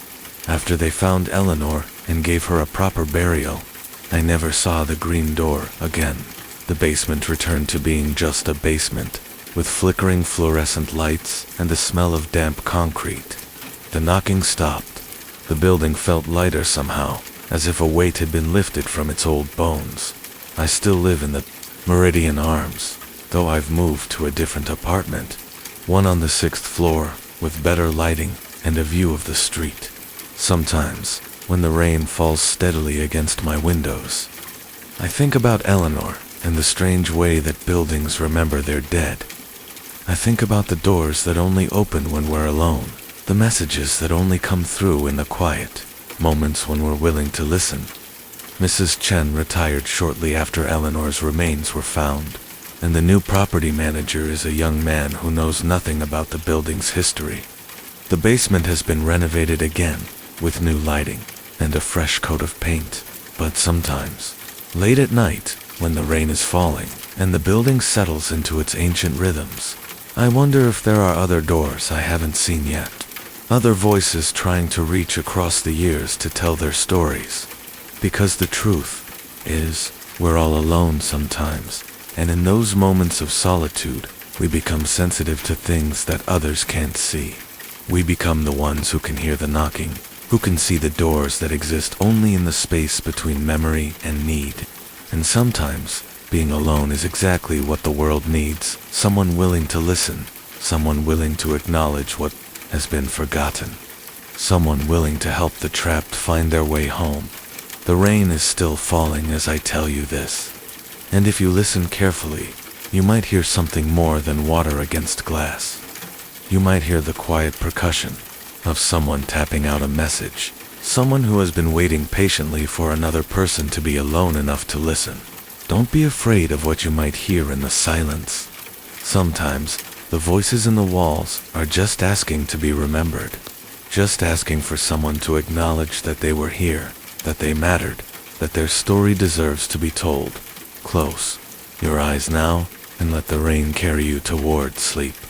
But remember, if you ever find yourself alone in an old building, if you ever see a door that shouldn't be there, don't dismiss it too quickly. Sometimes the most important discoveries come to us when we're by ourselves, when we're quiet enough to hear the building's memories, brave enough to knock back when something knocks at us from the other side of impossible doors. My grandfather's car turned itself on last night. Listen to the rain against your window, how it drums steadily like fingers tapping against glass. Let that rhythm carry you into the story I need to tell you tonight. About my grandfather's 1987 Buick LeSabre, and the way it's been trying to take me somewhere I'm not sure I want to go. Close your eyes and settle back into your pillows, because this tale begins 3 months ago when I inherited more than just an old car. I inherited a mystery that starts its engine at 3:33 a.m. and idles in my driveway like it's waiting for someone who never comes home. My grandfather died on a Tuesday in September, peacefully in his sleep at 92 years old. He'd lived in the same house on Elm Street for 60 years, driving the same powder blue Buick for the last 37 of them. When my family gathered to sort through his belongings, most of the valuable items were claimed quickly. His military medals, my grandmother's jewelry, the antique furniture that had been in the family for generations. But nobody wanted the car. "It's too old," my cousin Sarah said, wrinkling her nose at the faded paint and worn cloth seats. "Who's going to maintain something like that? The insurance alone would be ridiculous," my Uncle Mark added, shaking his head. "Better to just donate it and take the tax write-off." I found myself studying the Buick as they talked, remembering how my grandfather had maintained it with religious devotion. Every Saturday morning, he'd be out there washing and waxing it, checking the oil, adjusting the mirrors. He'd taught me to drive in that car when I was 16, his patient hands guiding mine on the oversized steering wheel as we cruised slowly through his quiet neighborhood. "I'll take it," I said, surprising everyone, including myself. My Aunt Linda looked concerned. "Honey, are you sure? It's going to be a lot of work, and you already have a perfectly good car." But something about the Buick called to me.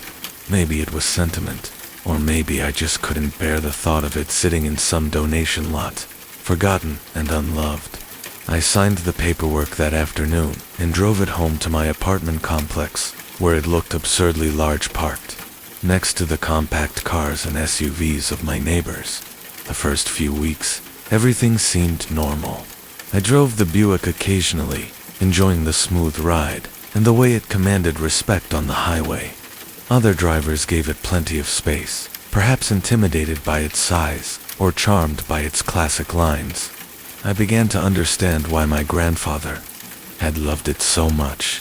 There was something solid and dependable about it, a sense of quality that modern cars seemed to lack.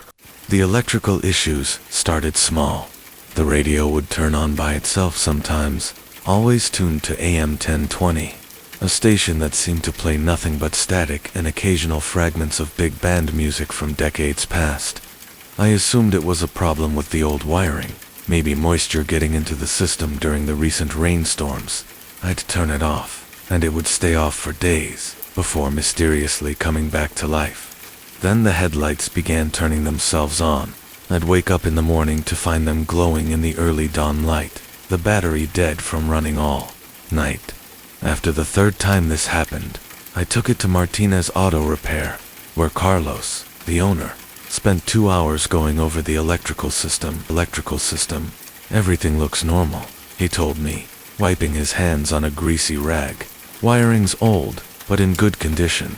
No shorts, no corrosion. Sometimes these older cars just develop personality quirks, you know. Could be a relay going bad intermittently." He replaced a few relays and cleaned some connections. But the problems persisted. The radio kept turning itself on to that static-filled station, and the headlights continued their nocturnal vigil. I started parking the car farther from my bedroom window so the light wouldn't wake me, and I got into the habit of checking the radio every time I got in, turning it off with an apologetic pat to the dashboard. "Sorry, Grandpa," I'd whisper, feeling slightly foolish, but somehow compelled to acknowledge what felt like his presence lingering in the car's worn interior. It was mid-October, when the engine first started itself. I woke at 3:33 a.m. to the sound of the Buick's distinctive rumble, echoing through the apartment complex. For a moment, I lay in bed confused, thinking someone was stealing it. But when I looked out my window, I could see it sitting exactly where I'd parked it 6 hours earlier. Its headlights cutting through the darkness, exhaust visible in small puffs from the tailpipe. I threw on a robe and ran downstairs, expecting to find signs of a break-in or some electrical malfunction. But the car was locked, just as I'd left it, and when I peered through the windows, everything appeared normal. The keys were upstairs in my apartment, sitting on my dresser, where I always left them. I used my spare key to shut off the engine, then stood in the rain for several minutes, studying the car for any sign of what might have caused it to start. There was nothing, no loose wires, no broken locks, no indication that anyone had tampered with it. Just an old car that had apparently decided to take itself for an idol. The next morning, I called Carlos again. He listened patiently as I described what had happened, then agreed to take another look. This time, he kept the car for 3 days, running every diagnostic he could think of. When I picked it up, his expression was puzzled. "I've never seen anything like it," he admitted. "All the systems check out normal. The ignition system, the starter relay, the security system, everything's functioning exactly as it should. There's no way that car should be able to start without the key, but I can't find anything wrong with it. Could someone have made a duplicate key?" Carlos shook his head. "Even if they had, they'd need to unlock the car first, and there's no sign of forced entry. Plus, these old GM keys are pretty specific, not something you can just copy at the hardware store." I drove home feeling unsettled, the Buick purring contentedly beneath me, as if it were pleased with itself. That night, I moved it to a different parking spot, thinking maybe someone in the complex was playing a prank. I even set my alarm for 3:30 a.m., determined to catch whatever was happening. But at 3:33 a.m. exactly, the engine turned over just as before. I was watching from my window this time, and I saw it happen. No movement around the car, no figures in the darkness, just the sudden illumination of headlights and the familiar sound of the V6 engine coming to life. I timed how long it ran, exactly 11 minutes. Then it shut itself off, as mysteriously as it had started. I began researching the car's history, thinking maybe it had been in an accident or had some unusual aftermarket modifications. My grandfather had kept meticulous records, and I found a folder in his desk filled with maintenance receipts, insurance papers, and registration documents dating back to 1987, when he'd bought the car new. The timeline was unremarkable. Regular oil changes, tire rotations, a transmission service in 1994, a new radiator in 2003. The only unusual entry was from 2019, just 4 years ago, when my grandfather had paid for what was listed as electrical system consultation from a shop I'd never heard of, Temporal Automotive Solutions. I tried to look up the business but found no current listings. A little more digging revealed that it had closed in 2020, and the owner, a man named Eugene Webb, had died shortly after. The few online reviews I could find were strange, filled with comments about impossible repairs and solutions that defied conventional automotive wisdom. Intrigued, I drove to the address listed for the shop. It was in an industrial area on the outskirts of town, a narrow building wedged between a tire recycling center and a defunct mattress warehouse. The windows were boarded up, and weeds grew through cracks in the concrete parking lot. but there was a faded sign still visible above the door. Temporal Automotive, when normal mechanics can't help. I was studying the building when an elderly man emerged from the tire recycling center next door. He noticed me looking at the abandoned shop and walked over, wiping his hands on coveralls that had seen better decades. "You knew Eugene?" he asked, nodding toward the boarded-up building. "No, but I think he worked on my grandfather's car a few years ago. I'm trying to understand what he might have done to it." The man's expression grew thoughtful. Eugene was ... unique. Real smart guy, but he had some unusual ideas about how cars worked. Said he could fix problems that other mechanics couldn't even understand. People brought him vehicles with impossible symptoms, cars that aged backwards, speedometers that showed negative miles, engines that ran on memories instead of gasoline. I stared at him, unsure whether he was joking or sharing neighborhood folklore. Memories. That's what Eugene claimed. Said some cars, especially ones that had been loved for a long time, developed a kind of consciousness. They'd remember their owners, remember where they liked to go, remember the routes they'd driven thousands of times. When the owner died, sometimes the car would keep trying to complete those remembered journeys. A chill ran down my spine despite the warm afternoon sun. What happened to Eugene? Found him in his shop one morning, sitting in an old Cadillac he'd been working on. Engine was running, but Eugene was gone. Not dead, just gone. Like he'd driven somewhere the car could go, but people couldn't follow. The man shrugged, as if discussing the weather. Might just be talk, of course. But after that, none of us were surprised when the shop stayed closed. I thanked him and drove home, my mind spinning with possibilities I didn't want to believe. That night, I sat in my living room with all the lights on, watching the parking lot through my window. As 3:33 a.m. approached, the Buick sat silent and dark, looking innocent in the sodium glow of the streetlights. Then, exactly on schedule, it came to life. Headlights blazed, engine turned over with mechanical precision, and I watched as something impossible happened. The driver's side door opened by itself, swung wide as if someone had just climbed in. The car sat there idling for a moment. Then the door closed again with a solid thunk that I could hear through my closed window.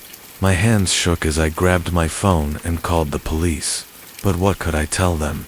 That my dead grandfather's car was starting itself and opening its doors for invisible passengers. That I suspected it was trying to take someone on a journey to places the living couldn't follow.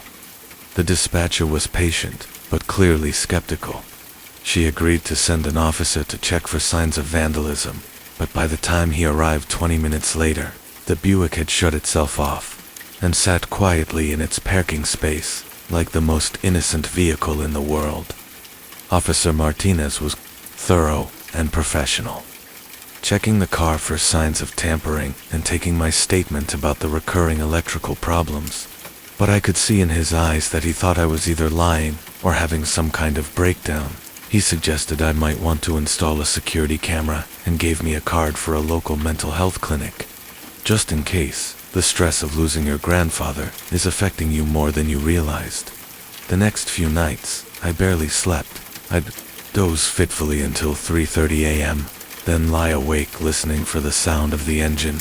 Each time, the Buick performed its mysterious ritual, starting idling, opening its driver's door for exactly 30 seconds, then closing it and running for another 10 minutes before shutting down. I began to notice other details. The radio would turn on during these episodes, but instead of static, it played fragments of conversations. My grandfather's voice mixed with others I didn't recognize, talking about routes through town, complaining about traffic patterns that had changed decades ago, discussing people who had been dead for years. Take Maple Street to avoid the construction on 5th, I heard my grandfather say one night, his voice crackling through the old speakers as clearly as if he were sitting in the passenger seat. "Road's been clear for months now, Frank," another voice replied. One I thought might have been his brother Tommy, who'd died in 2015. But you always did like the scenic route. I started keeping a notebook, documenting everything I observed. The conversations always involved my grandfather and men I gradually recognized as his old friends, veterans from his army unit, co-workers from the factory where he'd spent 40 years, neighbors who'd moved away or passed on. They talked about drives they'd taken together, places they'd visited, routes through a version of town that seemed to exist in their collective memory rather than present reality. On Halloween night, the pattern changed. Instead of starting at 3:33 a.m., the Buick came to life at 6:15 p.m., just as trick-or-treaters were beginning to venture out. But this time, instead of simply idling in place, it began to move. I was eating dinner when I heard the engine start, and by the time I reached my window, the car was already backing slowly out of its parking space. I ran downstairs and out into the parking lot, but the Buick was already turning onto the street, its headlights cutting through the early evening darkness. I stood there in my pajamas and slippers, watching my grandfather's car drive itself away, with no one behind the wheel, while costumed children walked past, as if self-driving vintage automobiles were the most normal thing in the world.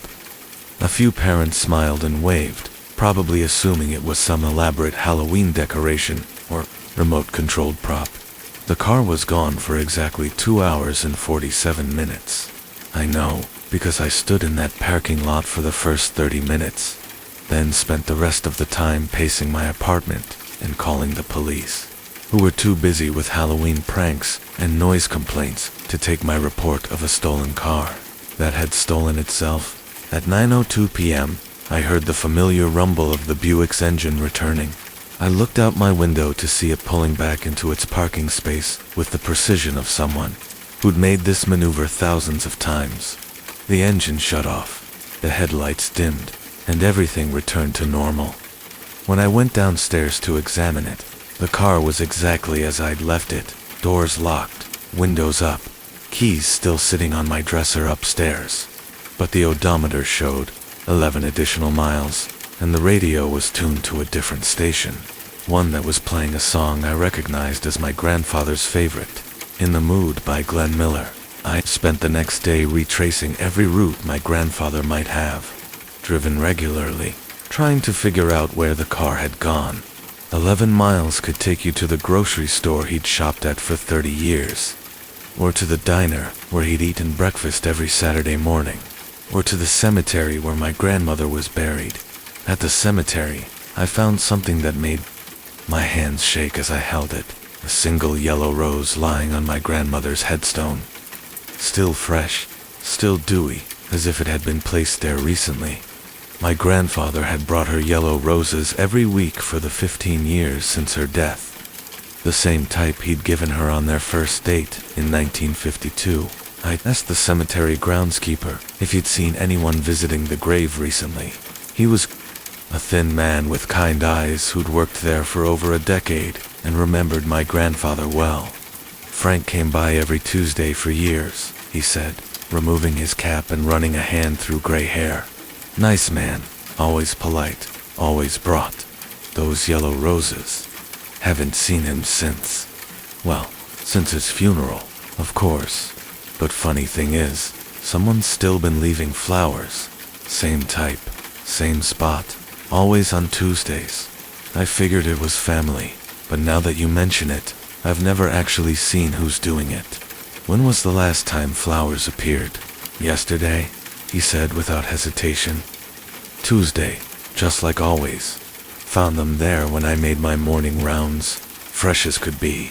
Whoever's doing it must come early, before dawn. I thanked him and walked back to my grandfather's grave, where I'd buried him just 3 months ago. The headstone was still new, the earth still settling. I stood there for a long time, thinking about love that persists beyond death, about rituals that continue even when the person performing them can no longer hold the flowers. That night, I made a decision that surprised me with its clarity. Instead of trying to stop the Buick's mysterious journeys, I was going to join one dot at 3:30 a.m. I dressed quietly and went downstairs to wait. When the engine started at 3:33, I was ready. As the driver's door swung open for its invisible passenger, I approached the car and spoke to the empty space behind the wheel.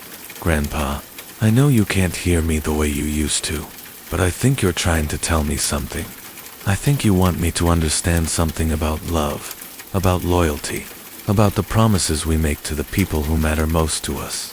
The radio crackled to life, and I heard my grandfather's voice, clearer than it had ever been through the speakers. "Get in, kiddo. There's somewhere we need to go." Without hesitation, I climbed into the passenger seat I'd occupied so many times as a child and teenager. The door closed itself behind me, and I felt the familiar sensation of the Buick's smooth acceleration as we pulled out of the parking lot and onto the empty streets. My grandfather's presence filled the car like cologne and cigarettes and the peppermints he'd always carried in his pocket.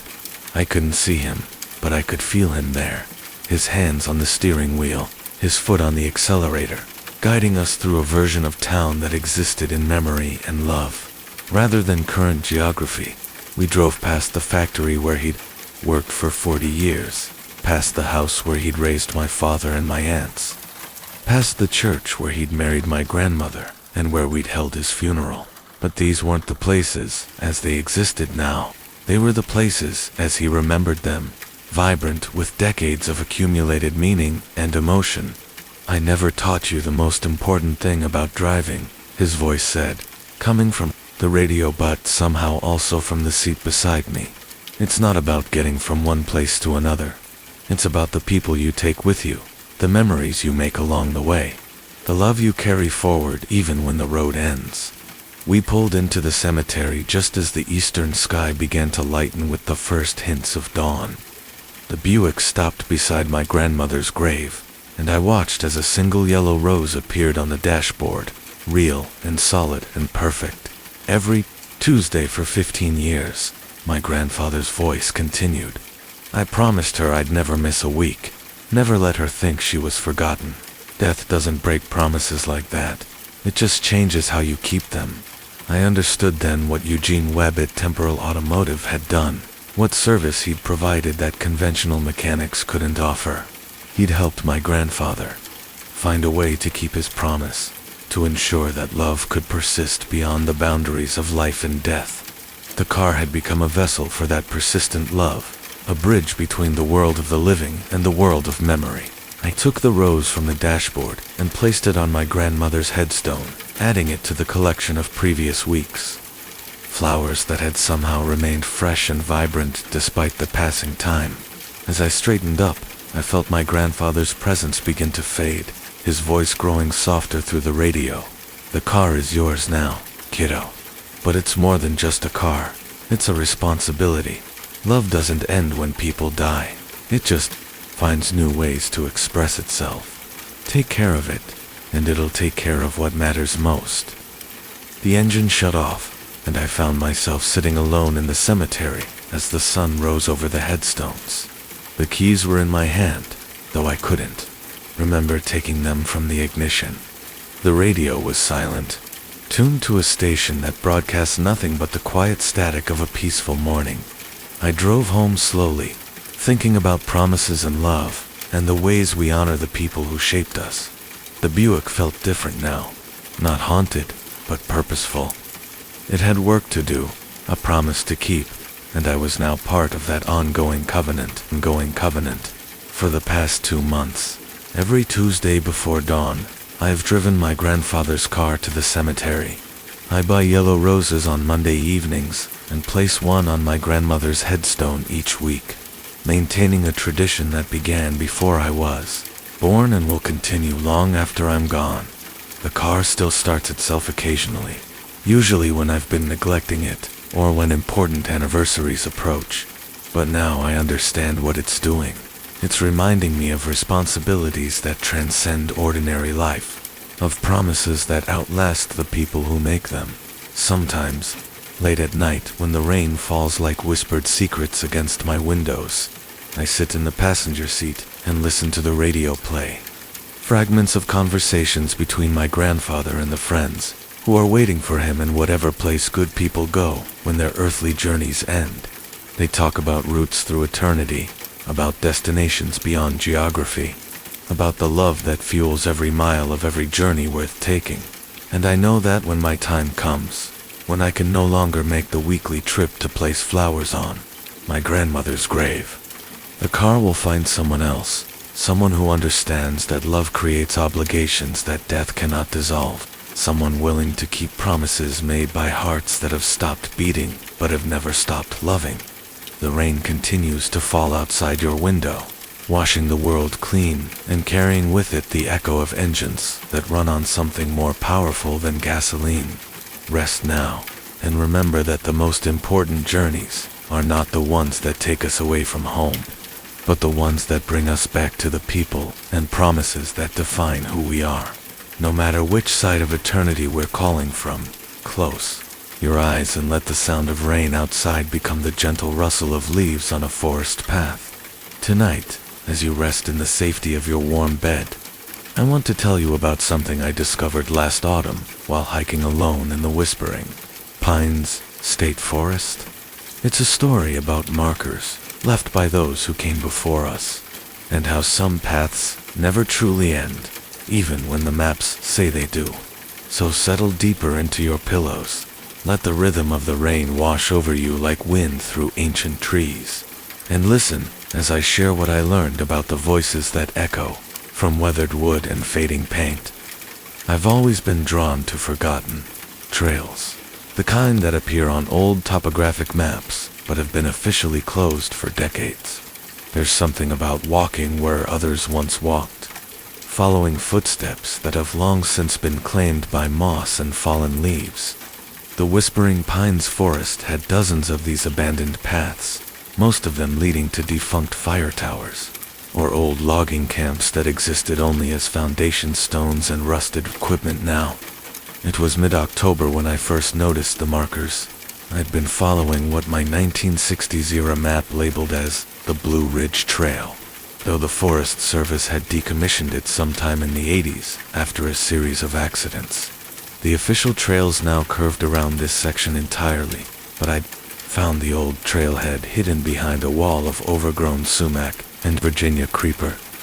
The first marker appeared about half a mile in where the path curved around a massive oak tree that must have been standing there for over a century.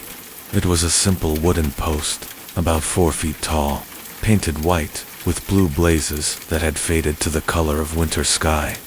Someone had carved numbers into the wood, 2.3, indicating the distance from the trailhead. But as I passed it, I could have sworn I heard something, a whisper, so soft it might have been the wind. But the air was perfectly still that day. I stopped and turned back toward the marker. The forest was quiet in that profound way that only comes in deep woods, where the canopy filters out the sounds of the modern world. But as I stood there, I heard it again. Not words exactly, but the cadence of human speech, like someone speaking just below the threshold of understanding. I approached the marker more carefully, running my fingers over the weathered wood. The post was solid, anchored deep in the earth, and the blue paint had been refreshed more recently than I would have expected for an abandoned trail. Someone was maintaining these markers, though I couldn't imagine why. As I examined it more closely, I noticed something carved into the back of the post initials, RM+S, surrounded by a heart that had been cut deep into the wood decades ago. The whisper came again, clearer this time, and I realized it was coming from the direction I'd been heading.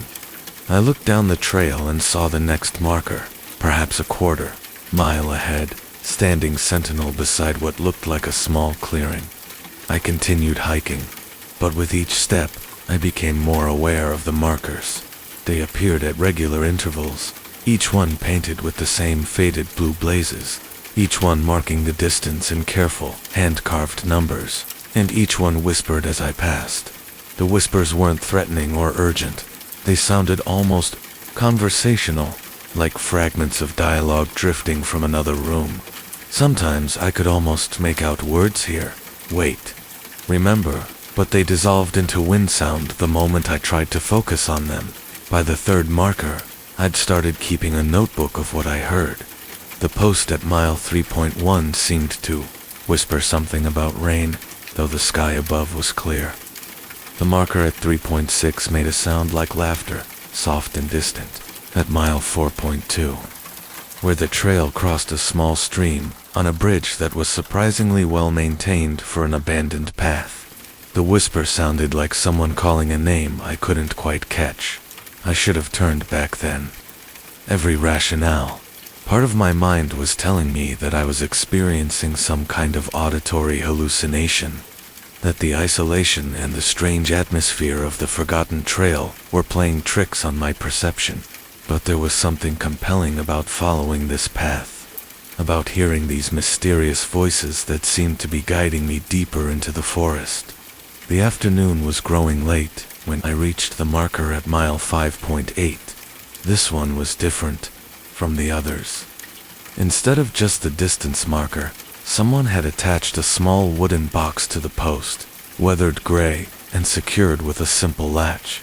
Inside, I found a trail register notebook where hikers traditionally sign their names and leave brief messages about their journey. The register was almost full, covered with entries that spanned decades. The earliest entry I could find was dated 1962, written in careful cursive. Robert Mitchell and Sarah Lewis, engaged today at Eagle's Rest, will return next year as husband and wife. The next entry, dated a year later, was in the same handwriting. Robert and Sarah Mitchell, honeymooners, heading to our special place. I flipped through more pages, watching the progression of years. Robert and Sarah returned annually, sometimes with children whose names appeared in increasingly mature handwriting.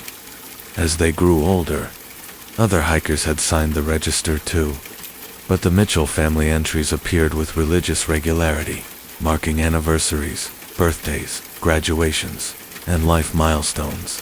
The entries became less frequent in the 1990s, and the handwriting grew shakier. The last entry from Robert was dated 2003, alone this year. Sarah would have loved the autumn colors. Still miss her voice on the trail. After that, there were no more entries from the Mitchell family, though other hikers continued to sign sporadically until about 2008, when the entries stopped altogether, except for one final entry, dated just 3 months ago, written in handwriting I didn't recognize. The markers remember everything. Listen carefully. That evening, I made camp about a mile past the register, in a clearing that showed evidence of frequent use despite the trail's official abandonment. Someone had built a fire ring from carefully arranged stones, and there were even cut logs positioned around it like benches. As I built my fire and prepared a simple dinner, I found myself listening more carefully to the forest sounds. The whispers continued as darkness fell, but they seemed clearer now, more distinct.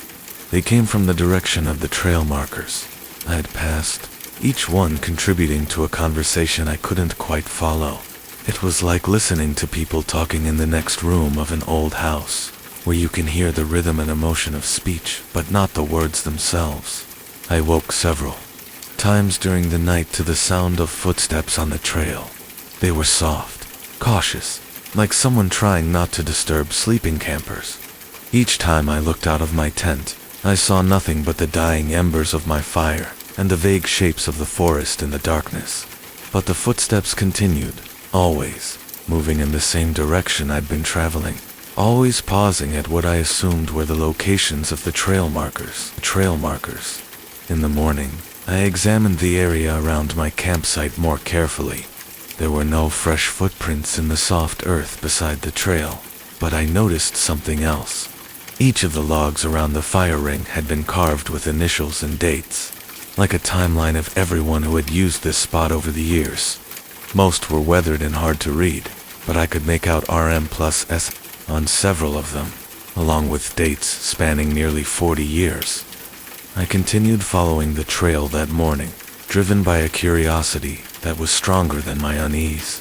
The markers continued at regular intervals, each one whispering as I passed, each one adding to the strange conversation that seemed to follow my progress through the forest. At mile 7.4, I found another register box, this one containing photographs instead of signatures. The photos told the story I'd been piecing together from the trail register. Robert and Sarah Mitchell, young and in love, posing beside various markers along this trail. Wedding photos taken in forest clearings. Pictures of children taking their first hiking steps on these same paths. Family portraits spanning decades, always with the distinctive blue-blazed markers visible in the background. The final photograph in the collection showed an elderly man standing alone beside the marker at mile 8.9. He was wearing a faded flannel shirt and a baseball cap, and his face carried the weight of profound loss. On the back of the photo, someone had written, "Robert's last hike, October 2003. He said he could still hear her laughing at the markers." I was beginning to understand that the whispers weren't random sounds or hallucinations. They were memories, somehow preserved in the wood and stone and paint of these trail markers. Every conversation, every laugh, every shared moment that had taken place along this path had left some kind of echo, and those echoes were what I was hearing as I passed each marker. The trail began to climb more steeply as I approached mile 9, winding up a ridge that offered glimpses of a valley below through breaks in the canopy. The whispers grew stronger and more frequent, and I started to distinguish between different voices. There was a man's voice, deep and patient, often followed by a woman's laughter.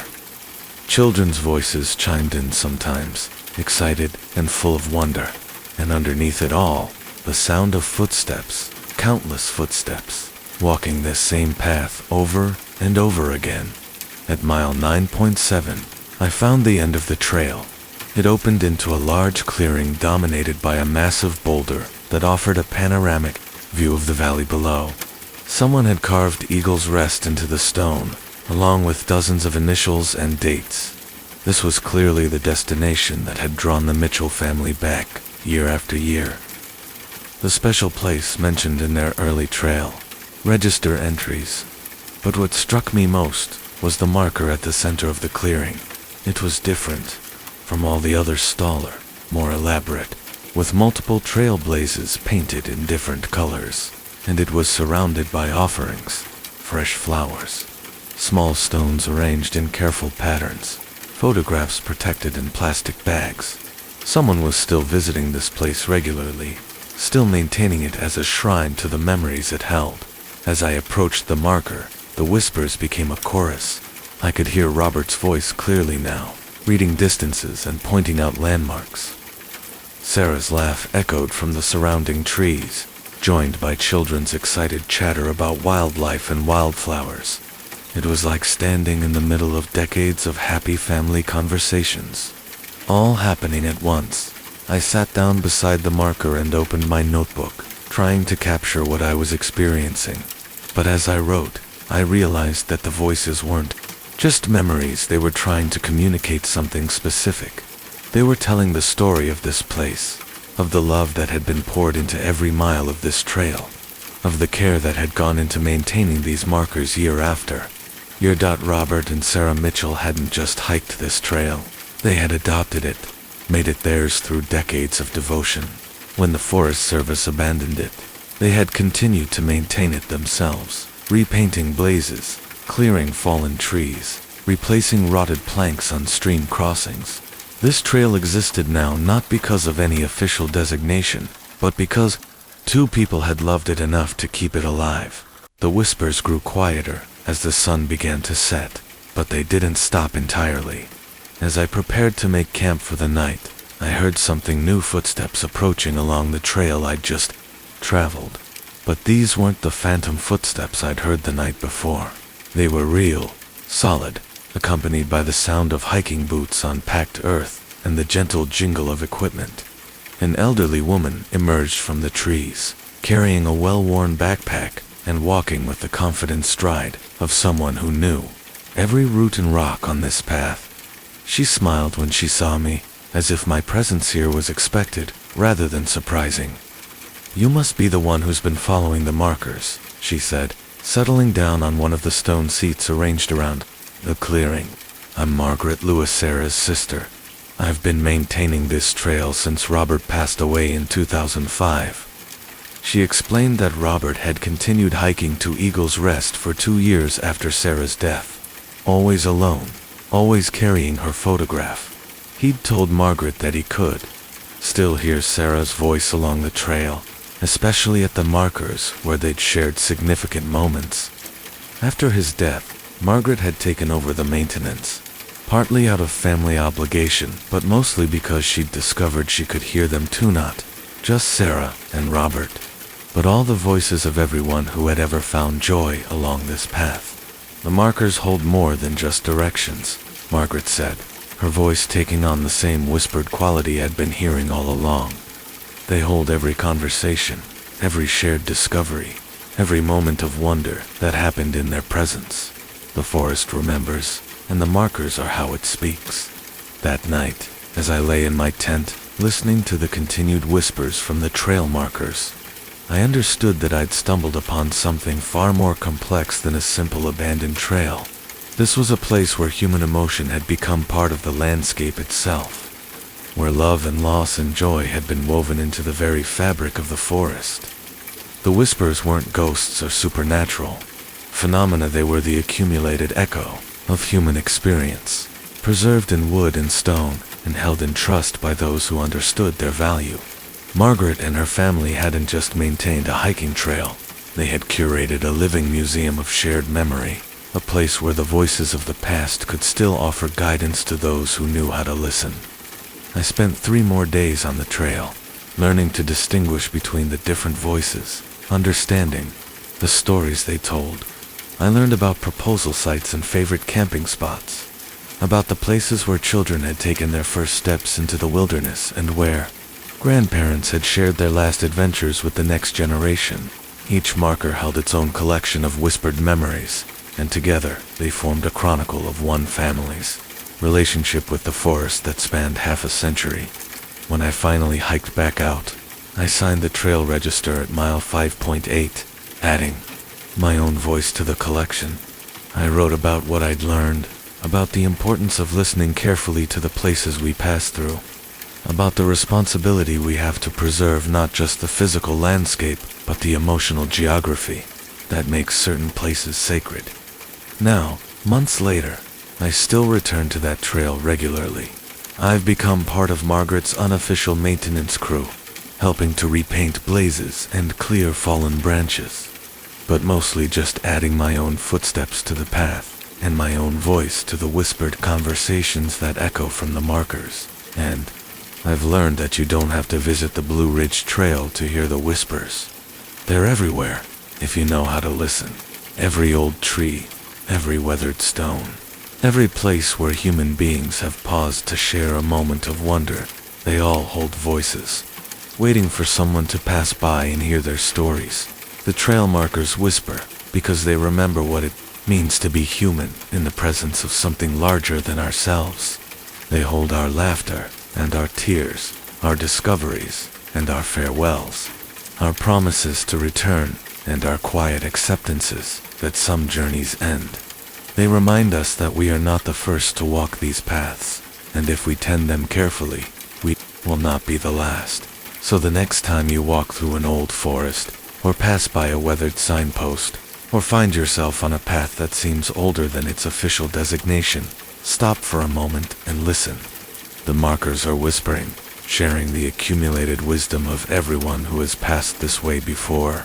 They're telling you that you are part of a story much larger than your individual journey, that your footsteps and your voice will join the collection, that someday someone else will pause where you paused, and hear your whisper carried on the wind. Listen carefully to the places you pass through. They remember everything, and they're waiting to share their memories with anyone who takes the time to hear them speak. Close your eyes and let the rain wash over you tonight. Pull your blankets a little tighter, settle into your pillow, and listen as I tell you about something that happened to me last spring. The rain is falling now, just as it was falling then, and sometimes I wonder if water has a way of carrying more than just clouds from place to place. Sometimes I think it carries memories, dreams, and pieces of lives that were never meant to be shared. This story begins with a simple purchase, the kind you might make on any ordinary weekend when you're trying to furnish a new apartment on a tight budget. But as you'll learn, some objects hold more than just the weight of previous owners. They hold their sleeping hours, their midnight fears, and dreams that refuse to die, even when the dreamer has moved on. I'd been sleeping on an air mattress for 3 months when I finally decided I couldn't take it anymore. Moving to Chicago for graduate school had drained my savings, and between tuition, rent, and textbooks, a real bed had seemed like an unnecessary luxury. But by March, the constant deflation and reinflation, the way the plastic surface made me sweat, even on cold nights, the ache in my back that never quite went away, all became too much. That's how I found myself browsing Craigslist on a gray Saturday morning, scrolling through listings for used furniture with the kind of desperate hope that comes from too many nights of poor sleep. Most of the beds were either overpriced or looked like they'd been through some kind of apocalypse, stained and sagging in ways that made me question the hygiene habits of their previous owners. Then I found a listing that changed everything. Queen bed frame and mattress, excellent condition, $200. The photos showed a beautiful wrought iron frame painted deep blue, with an ornate headboard that looked like something from a Victorian novel. The mattress appeared pristine, still covered in what looked like the original plastic wrapping. For $200, it seemed too good to be true. The seller's name was Margaret Henley, and her address led me to a narrow 3-story house in Lincoln Park, the kind of place that whispered of old money and older secrets. The neighborhood was quiet, even for a Saturday afternoon. Tree-lined streets, where the only sounds were distant traffic and the occasional bark of a well-groomed dog. Margaret answered the door before I had a chance to knock, as if she'd been watching for me through the lace curtains. She was elderly, probably in her 70s, with silver hair pulled back in a neat bun and clothes that spoke of a lifetime of careful attention to appearance. But there was something in her eyes, a kind of tired relief, that made me think she'd been waiting for more than just my arrival. "You're here about the bed," she said, and it wasn't a question. "Come in, dear, it's upstairs." The house felt like a museum, filled with antique furniture and family photographs that seemed to watch me as I followed Margaret up the narrow staircase. The air smelled of lavender and old books, with an underlying mustiness that spoke of too many years and too many memories packed into too small a space. The bedroom was on the 2nd floor, and the moment I saw the bed, I understood why the price was so reasonable. It was beautiful. The iron frame was even more elegant in person, with delicate scrollwork that caught the gray light filtering through heavy curtains. The mattress looked practically new, still wrapped in protective plastic that crinkled when Margaret smoothed her hand across it. "My daughter's bed," Margaret explained, though I hadn't asked. "She moved to California last year, got married, said she wanted to start fresh, didn't want any reminders of—" She trailed off, her fingers still moving across the plastic surface. "Well, young people like new things, don't they?" I asked the usual questions. How old was the mattress? Any problems with the frame? Would she accept cash? Margaret answered absently, as if her mind was somewhere else entirely. When I handed her the money, she folded the bills without counting them and tucked them into her purse with the air of someone completing an unpleasant but necessary task. "I'll help you load it," she said, though she looked like a strong wind might knock her over. I wanted out of the house today. The urgency in her voice struck me as odd, but I was too grateful for the deal to ask questions. We managed to get the frame disassembled and loaded into the rental truck I'd borrowed from a friend, along with the mattress, which was surprisingly heavy for something that looked so pristine. As I secured everything with rope, Margaret stood on her front porch, watching her arms wrapped around herself despite the mild spring weather. "Sleep well, dear," she called as I climbed into the truck. But there was something in her tone that made it sound more like a warning than a wish. The bed fit perfectly in my studio apartment, transforming the space from a temporary crash pad into something that actually felt like home. I spent the evening assembling the frame, marveling at the craftsmanship of the ironwork and the way the deep blue paint seemed to shift color depending on the light. When I finally stripped away the plastic wrapping from the mattress, it released a faint scent of lavender and something else, something sweet and floral that reminded me of my grandmother's perfume. That first night, I slept better than I had in months. The mattress was perfectly firm, supporting my back in all the right places, and the iron frame didn't creak or shift when I moved. I woke up feeling more rested than I had since moving to Chicago, grateful for my good fortune in finding such a perfect bed at such a reasonable price. It wasn't until the second night that the dreams began. The first dream came on Sunday night, slipping into my sleep so seamlessly that I didn't realize it wasn't my own until I woke up confused and disoriented in the gray light of Monday morning. In the dream, I had been a child again, maybe 8 or 9 years old, standing in a bedroom. That wasn't mine. The walls were painted pale yellow with white trim, and sunlight streamed through windows dressed in sheer curtains that moved gently in a breeze. I couldn't feel, but it wasn't my childhood bedroom.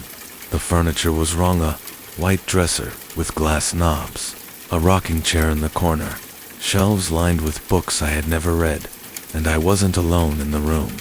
There was another child there, a girl with dark hair and serious eyes, sitting cross-legged on a bed that looked exactly like the one I had just purchased. "You can't tell them?" the girl said, her voice carrying the weight of someone much older. "Promise me you won't tell them what I showed you?" I tried to ask what she meant, but the words wouldn't come. In the way of dreams, I understood without understanding, knew without knowing. The girl had shown me something terrible, something that made my dream child heart race with fear and guilt. But when I woke up, the knowledge slipped away like water through my fingers, leaving only the lingering taste of dread, and the girl's serious eyes burned into my memory. I dismissed it as stress from school, the kind of random neural firing that creates nonsensical dreams from fragments of daily experience. But Tuesday night brought another dream, more vivid than the first. This time I was older, maybe 12 or 13, and I was lying in the same yellow bedroom, staring at the ceiling in the dark. Rain was falling outside, could hear it pattering against the windows with the same rhythm as the rain falling outside my real apartment. But in the dream, the sound was wrong somehow, too loud and too insistent, as if it was trying to wash something away. The girl was there again, sitting in the rocking chair by the window, her face pale in the streetlight filtering through the curtains. She was older too, her dark hair longer, her serious expression even more pronounced. "It's getting worse," she whispered, though I couldn't tell if she was talking to me or to herself. "The dreams are bleeding through. I can't make them stop." I wanted to ask her what she meant, wanted to understand what was happening, but again the words wouldn't come. Instead, I found myself getting up from the bed and walking to the window, where the rain was falling so hard it looked like a gray curtain drawn across the world. When I pressed my face to the glass, I could see shapes moving in the water, dark forms that might have been debris or might have been something else entirely. "Don't look," the girl said urgently. "Don't look at what's in the rain. That's how it spreads, how it spreads." I woke up gasping, my heart pounding, as if I'd been running. The rain outside my real window was gentle, nothing like the torrential downpour from the dream. But the fear lingered, a cold knot in my stomach that took hours to fade. By Thursday, I was beginning to dread going to sleep. The dreams came every night now, each one more vivid and disturbing than the last. I was living pieces of someone else's childhood, experiencing memories that belonged to the dark-haired girl whose bed I now slept in. And with each dream, I learned more about her life, about the house with the yellow bedroom, about the parents who spoke in hushed voices when they thought she couldn't hear, about the things she saw that no one else could see. The girl's name was Emma, though I never heard anyone speak it in the dreams. I simply knew it, the way you know your own name, as if the knowledge had been downloaded directly into my sleeping mind. Emma Henley, Margaret's daughter, the one who had moved to California and wanted to start fresh. In the dreams, Emma was troubled, not in the way that children are sometimes difficult or rebellious, but troubled in a deeper sense, as if she carried some burden that was too heavy for her young shoulders. She saw things that weren't there, shadows moving in corners, faces in windows, shapes in the rain that spoke to her in voices only she could hear. Her parents took her to doctors, specialists who prescribed medications and recommended therapies. But nothing helped because the things Emma saw were real. At least, they were real to her. And now, sleeping in her bed, they were becoming real to me. The dreams began to bleed into my waking hours. I would catch glimpses of movement in my peripheral vision, dark shapes that vanished when I turned to look directly at them. The sound of rain against my windows took on new significance, and I found myself listening for voices in the water, for messages that might be hidden in the rhythm of the drops. My grades began to suffer as exhaustion took its toll. I was afraid to sleep but unable to function without it, caught in a cycle of dread and necessity that left me hollow-eyed and jumpy. My friends noticed the change, asking if I was okay, if I needed help with anything. But how could I explain that I was living someone else's childhood nightmares, experiencing memories that weren't mine through a bed I'd bought on Craigslist? It was during the dream on Friday night that I finally understood what was happening to me. In this dream, Emma was 16, and she was lying in the same bed, staring at the same ceiling I stared at every night. But now, she was older, more aware of what was happening to her. The bed remembers, she whispered to the darkness. Every dream, every nightmare, every moment of fear, it soaks into the mattress like spilled water. And when someone else sleeps here, they dream my dreams. They see what I see. They become me. She turned her head on the pillow, and for the first time in all the dreams, she looked directly at me. Her eyes were older than her years, filled with a sadness that made my chest ache. "I'm sorry," she said. "I tried to warn Mother, tried to tell her not to sell it, but she wouldn't listen. She said I was being dramatic, that it was just a bed. She doesn't understand that some things hold on to us even after we're gone." The revelation hit me like cold water. Emma wasn't dead, I knew that much from Margaret's comments about her daughter moving to California. But some part of her remained in the bed, trapped in the fabric and springs and memory foam, reliving her childhood terrors night after night. And now I was reliving them with her, caught in a cycle of shared nightmares that threatened to consume my own identity. Saturday morning, I called Margaret. She answered on the first ring, as if she'd been waiting by the phone. "You're having the dreams," she said before I could speak. It wasn't a question. "Yes," I whispered, my throat tight with exhaustion and fear. "Emma's dreams. I'm seeing her. Childhood. Her, ... her visions." There was a long silence on the other end of the line. When Margaret spoke again, her voice was heavy with years of guilt and regret. "I should have told you," she said. "I should have warned you. But I was so desperate to get that bed out of my house, so tired of feeling her presence every time I walked past that room." "What happened to her?" I asked. "What made her see those things?" Margaret's sigh was like wind through autumn leaves. Emma was ... sensitive. From the time she was very small, she saw things that others couldn't see. At first, we thought it was just an active imagination, the kind of invisible friends that many children have. But as she got older, the visions became darker, more frightening. She would wake up screaming about shapes in the rain, about voices calling to her from places that shouldn't exist. I thought about the dreams, about the fear in Emma's eyes. about the way she seemed to carry the weight of invisible worlds on her shoulders.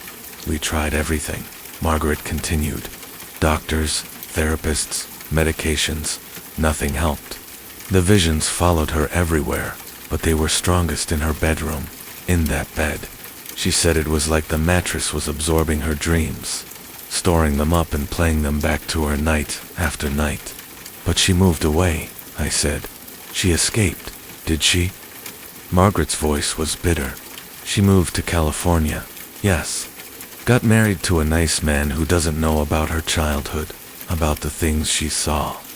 She sleeps on a different bed now, in a different house. But the dreams she left behind, they're still here, still waiting for someone to experience them. I understood then why Margaret had been so eager to sell the bed, why she'd seemed relieved when I took it away. She had been trying to rid herself of the last physical reminder of her daughter's torment, not realizing that she was simply passing that torment on to someone else. I can't keep sleeping in it, I said. The dreams are getting stronger. I'm starting to see things even when I'm awake. I know, Margaret said softly. I'm sorry. I'm so very sorry. But I don't know how to help you. We tried everything when Emma was young. The only thing that gave her any peace was leaving that bed behind. That night, I tried sleeping on the floor, wrapping myself in blankets and using a pillow for my old air mattress. But it didn't matter. The dreams found me anyway, pulling me back into Emma's memories with even greater intensity than before. It was as if the bed was calling to me, demanding that I return to my proper place in its cycle of stored nightmares. In the dream that night, Emma was 17, and she was packing her belongings into cardboard boxes. The yellow bedroom looked different, older, more worn, as if the years of accumulated fear had aged it beyond its time.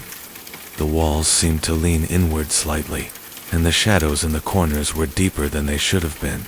I have to leave, Emma said, though I couldn't tell if she was talking to me or to the room itself. I have to get away from this place, from these dreams, from the things that live in the spaces between sleeping and waking. She folded clothes with mechanical precision, her movements sharp with desperation. But when she came to the bed, she stopped, her hands trembling as she touched the iron frame. I can't take you with me, she whispered.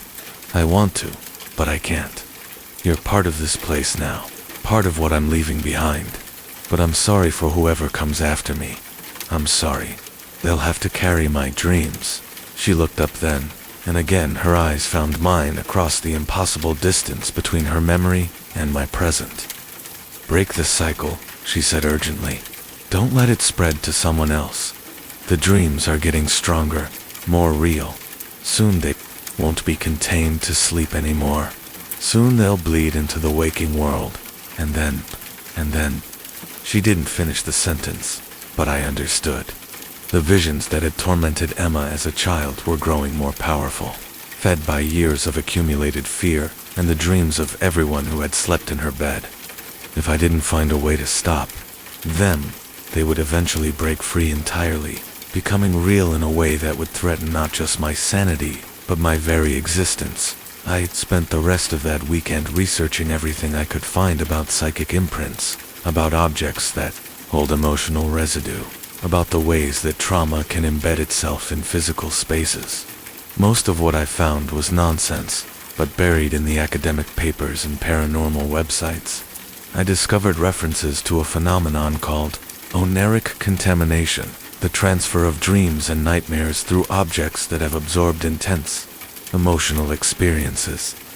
The solution, when I finally found it, was surprisingly simple.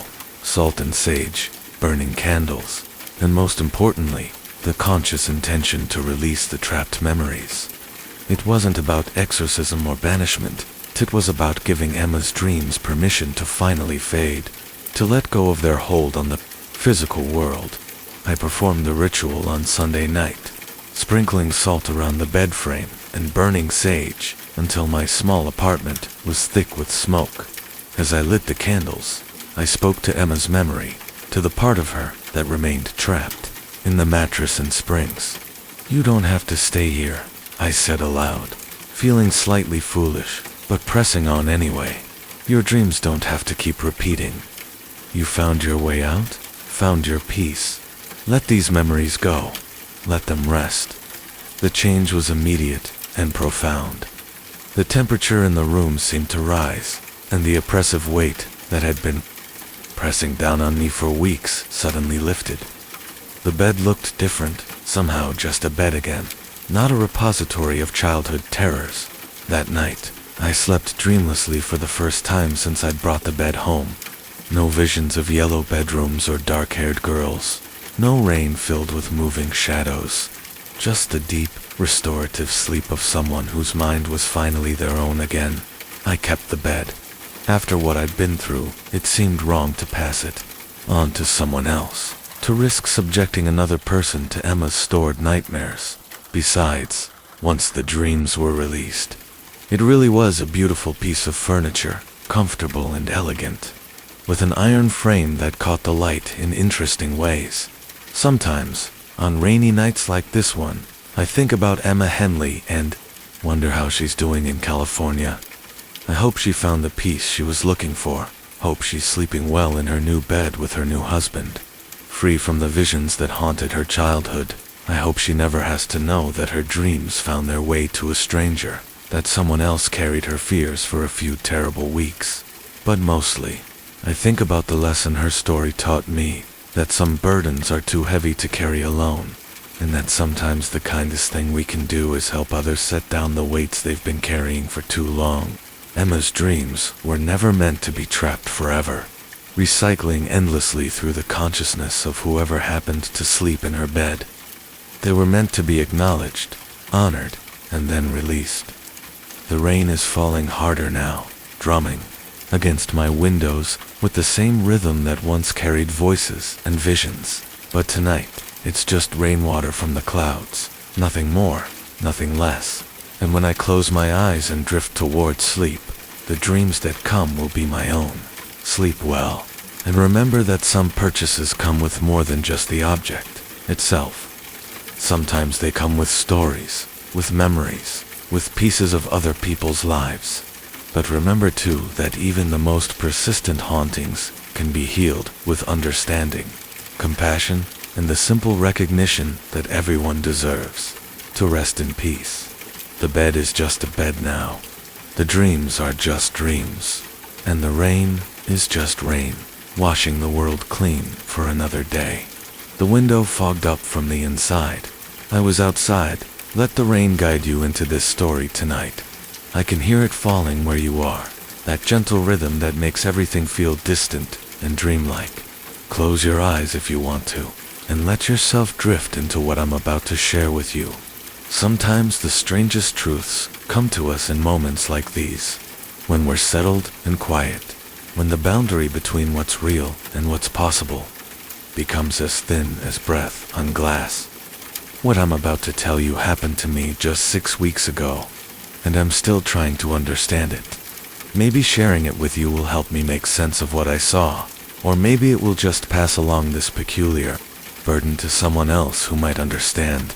Either way, settle back, listen to the rain, and let me tell you about the night I discovered that my apartment had someone living inside it, who wasn't me. I'd been renting the studio apartment on Maple Street since August. It wasn't much, just 400 square feet on the second floor of a converted Victorian house, with thin walls and a radiator that clanked like it was trying to communicate in some ancient language. But it had one thing that made it special. A large bay window that looked out over the street, with deep sills perfect for setting a cup of tea and watching the world go by. The landlord, Mr. Kellerman, was an elderly man who lived on the first floor and seemed to spend most of his time maintaining the building's elaborate network of houses. He had the kind of careful, methodical manner that suggested he'd been living alone for a very long time. When he'd shown me the apartment, he'd mentioned that the previous tenant had left suddenly, mid-lease, without explanation, just packed up one day and disappeared, he'd said, running his weathered hand along the window frame. Left everything clean though. Spotless, actually. like they'd never been there at all.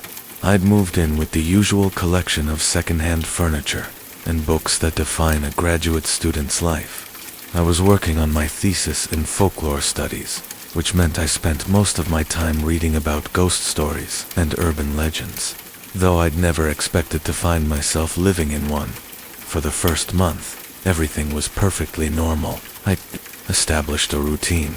Coffee at the bay window in the morning while I watched the joggers and dog walkers. Research and writing during the day. Simple dinners while the sun set through those same windows. The apartment felt comfortable in that temporary way that rental places do when you're not planning to stay long. It was in mid-September, on a Tuesday evening when the first autumn rain was beginning to fall, that I first noticed something odd. I'd stepped outside to check my mailbox, leaving my apartment door unlocked, since I was only going to be gone for a moment. When I looked up at my window from the sidewalk, I saw something that made me stop mid-step. The bay window was fogged up from the inside, as if someone had been breathing on it. But I lived alone, and I'd just left the apartment empty. I stood there on the wet sidewalk, staring up at the condensation on the glass, trying to think of rational explanations. Maybe the temperature difference between inside and outside had caused it. Maybe the old building's heating system was acting up. But as I watched, something even stranger happened. Finger traced through the fog from the inside, drawing what looked like the letter H. My heart started beating faster, but I forced myself to stay calm. I was a researcher, trained to observe and analyze rather than jump to conclusions. I went back upstairs, key ready, and unlocked my door carefully. The apartment was empty, exactly as I'd left it. The window was clear now, no trace of fog or condensation, but when I touched the glass, it was warm, as if someone had been standing very close to it. Over the next few days, I started paying more attention to details I'd previously ignored, small things that hadn't quite registered. The way my morning coffee cup was sometimes turned at a slightly different angle than I'd left it. The way certain books on my shelf seemed to shift position overnight. The subtle impression in the chair by the window that suggested someone had been sitting there. I began to suspect that Mr. Kellerman might be entering my apartment while I was out. It wouldn't be unusual for a landlord to check on the property, and he did have a key. But when I casually mentioned it to him while paying rent, his reaction was swift and definitive. "I never go into tenants' apartments without permission," he said, looking genuinely offended. "Been a landlord for 30 years, never violated that trust." He paused, studying my face. "You feeling all right up there? Sometimes people get a little spooked in that unit. Something about the light, maybe, or the way sound carries in those old walls." That evening, I decided to test something. I set up a simple experiment before leaving for my evening class. I arranged several objects on my desk in a specific pattern, a pen pointing north. A book opened to page 47, a coffee mug positioned precisely 2 inches from the edge. When I returned 3 hours later, everything was exactly as I'd left it. But the bay window was fogged up again, and this time, multiple letters had been traced in the condensation. Help, help. I stood in my doorway, afraid to enter my own apartment. The fog was already beginning to fade, the letters dissolving back into clear glass, but I'd seen them clearly. Someone was inside my apartment when I wasn't there, someone who could write messages on the windows but leave no other trace of their presence. I called Mr. Kellerman, and he came up immediately, his master key in hand. Together, we searched every inch of the small space, the tiny bathroom, the narrow closet, even the space under the bed. Nothing. No sign that anyone had been there. But when Mr. Kellerman touched the window, he frowned. "Glass is warm," he said, more to himself than to me. "That's odd. Heating's not even on yet this season." That night, I barely slept. I kept listening for sounds that weren't part of the buildings. Normal settling footsteps, breathing, the soft whisper of fabric against furniture. Around 3 in the morning, I heard something that made me sit up in bed, the quiet squeak of someone sitting down in the chair by the window. I stayed perfectly still, barely breathing, trying to decide what to do. Call the police, confront whoever was there. Instead, I found myself speaking into the darkness. "I know you're there," I whispered. "I've seen your messages. Who are you?" The silence stretched for so long that I began to think I'd imagined the sound. Then, so softly I almost missed it, came a voice not quite male, not quite female, with the distant quality of someone speaking from very far away. "I used to live here." My blood went cold, but I forced myself to keep talking. "What's your name?" "Jamie. Jamie Chen." The voice was clearer now, though it still had that strange, echoing quality. "I lived here before you. I never left." "Jamie Chen." I remembered Mr. Kellerman mentioning that the previous tenant had left suddenly, without explanation. But this person was claiming they'd never left at all. "Where are you?" I asked. "I can hear you, but I can't see you." "I'm here," Jamie said, and I could hear the sadness in the voice. "I'm always here, but I'm not. I'm not the way I used to be." Over the next several nights, Jamie and I began to have regular conversations. Always after midnight, always in the dark, with Jamie sitting in the chair by the window, and me in my bed, talking across the small space of the apartment we apparently shared. Gradually, the story emerged. Jamie had been a graduate student too, working on a degree in philosophy, living alone in the same studio apartment. They'd been struggling with depression, spending more and more time isolated, rarely leaving the apartment. In January, during a particularly harsh winter, something had happened. Jamie wasn't clear about what exactly, but they'd stopped being able to leave the apartment at all. At first, I thought I was just having trouble with crowds, with people, Jamie explained one night, while rain patted against the window. So I'd order groceries online, do everything remotely. But then I realized I couldn't even open the door. My hand would go right through the handle, according to Jamie. They'd been trapped in the apartment for months, unable to interact with the physical world in normal ways, but unable to leave either. They'd watched Mr. Kellerman enter the apartment after weeks of unanswered calls and emails, had seen him pack up their belongings and put them in storage, had been present but invisible when he'd shown the place to potential new tenants. "I tried to signal him," Jamie said, "wrote messages on the mirrors, moved things around, but he never saw them. Not until you came. Why can I hear you when he couldn't?" There was a long pause. "I think because you're like me. Alone a lot. Quiet. You notice things that other people miss." I began to research Jamie's story, looking up records at the university, checking newspaper archives, even calling the philosophy department. What I found was disturbing. Jamie Chen had indeed been a graduate student, had indeed lived at this address. But according to official records, Jamie had died by suicide in their apartment in February, found after concerned professors had requested a welfare check. When I confronted Jamie with this information, the response was a long silence, then quiet crying. "I remember being very sad," Jamie finally said. "I remember feeling like I was disappearing, even when I was alive. Maybe I did disappear. Maybe that's why I can't leave now."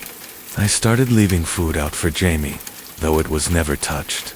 I'd talk to them while I worked, sharing details about my research, my thesis, my own struggles with isolation and academic pressure. Jamie would respond from the chair by the window, and sometimes I could almost see a faint outline there, a suggestion of a person-shaped shadow. But the strangest part was what happened when I left the apartment. Jamie could only manifest physically. When I was gone, could only interact with objects in my absence. That's why the window fogged up when I was outside. Jamie was breathing on it, trying to communicate, trying to prove they still existed in some form. One evening in early October, I came home to find my entire apartment rearranged. Books had been organized alphabetically, dishes washed and put away. Even my bed made with hospital corners I'd never learned to fold. A note written in condensation on the bathroom mirror read, "Thank you for seeing me. Jamie," I called out, as I always did when I got home. "Are you here?" "I'm always here," came the familiar voice from the window chair. "But I think I'm getting stronger. Spending time with you, having someone acknowledge that I exist, it's helping me remember how to be real." This should have been comforting, but instead, I felt a growing unease.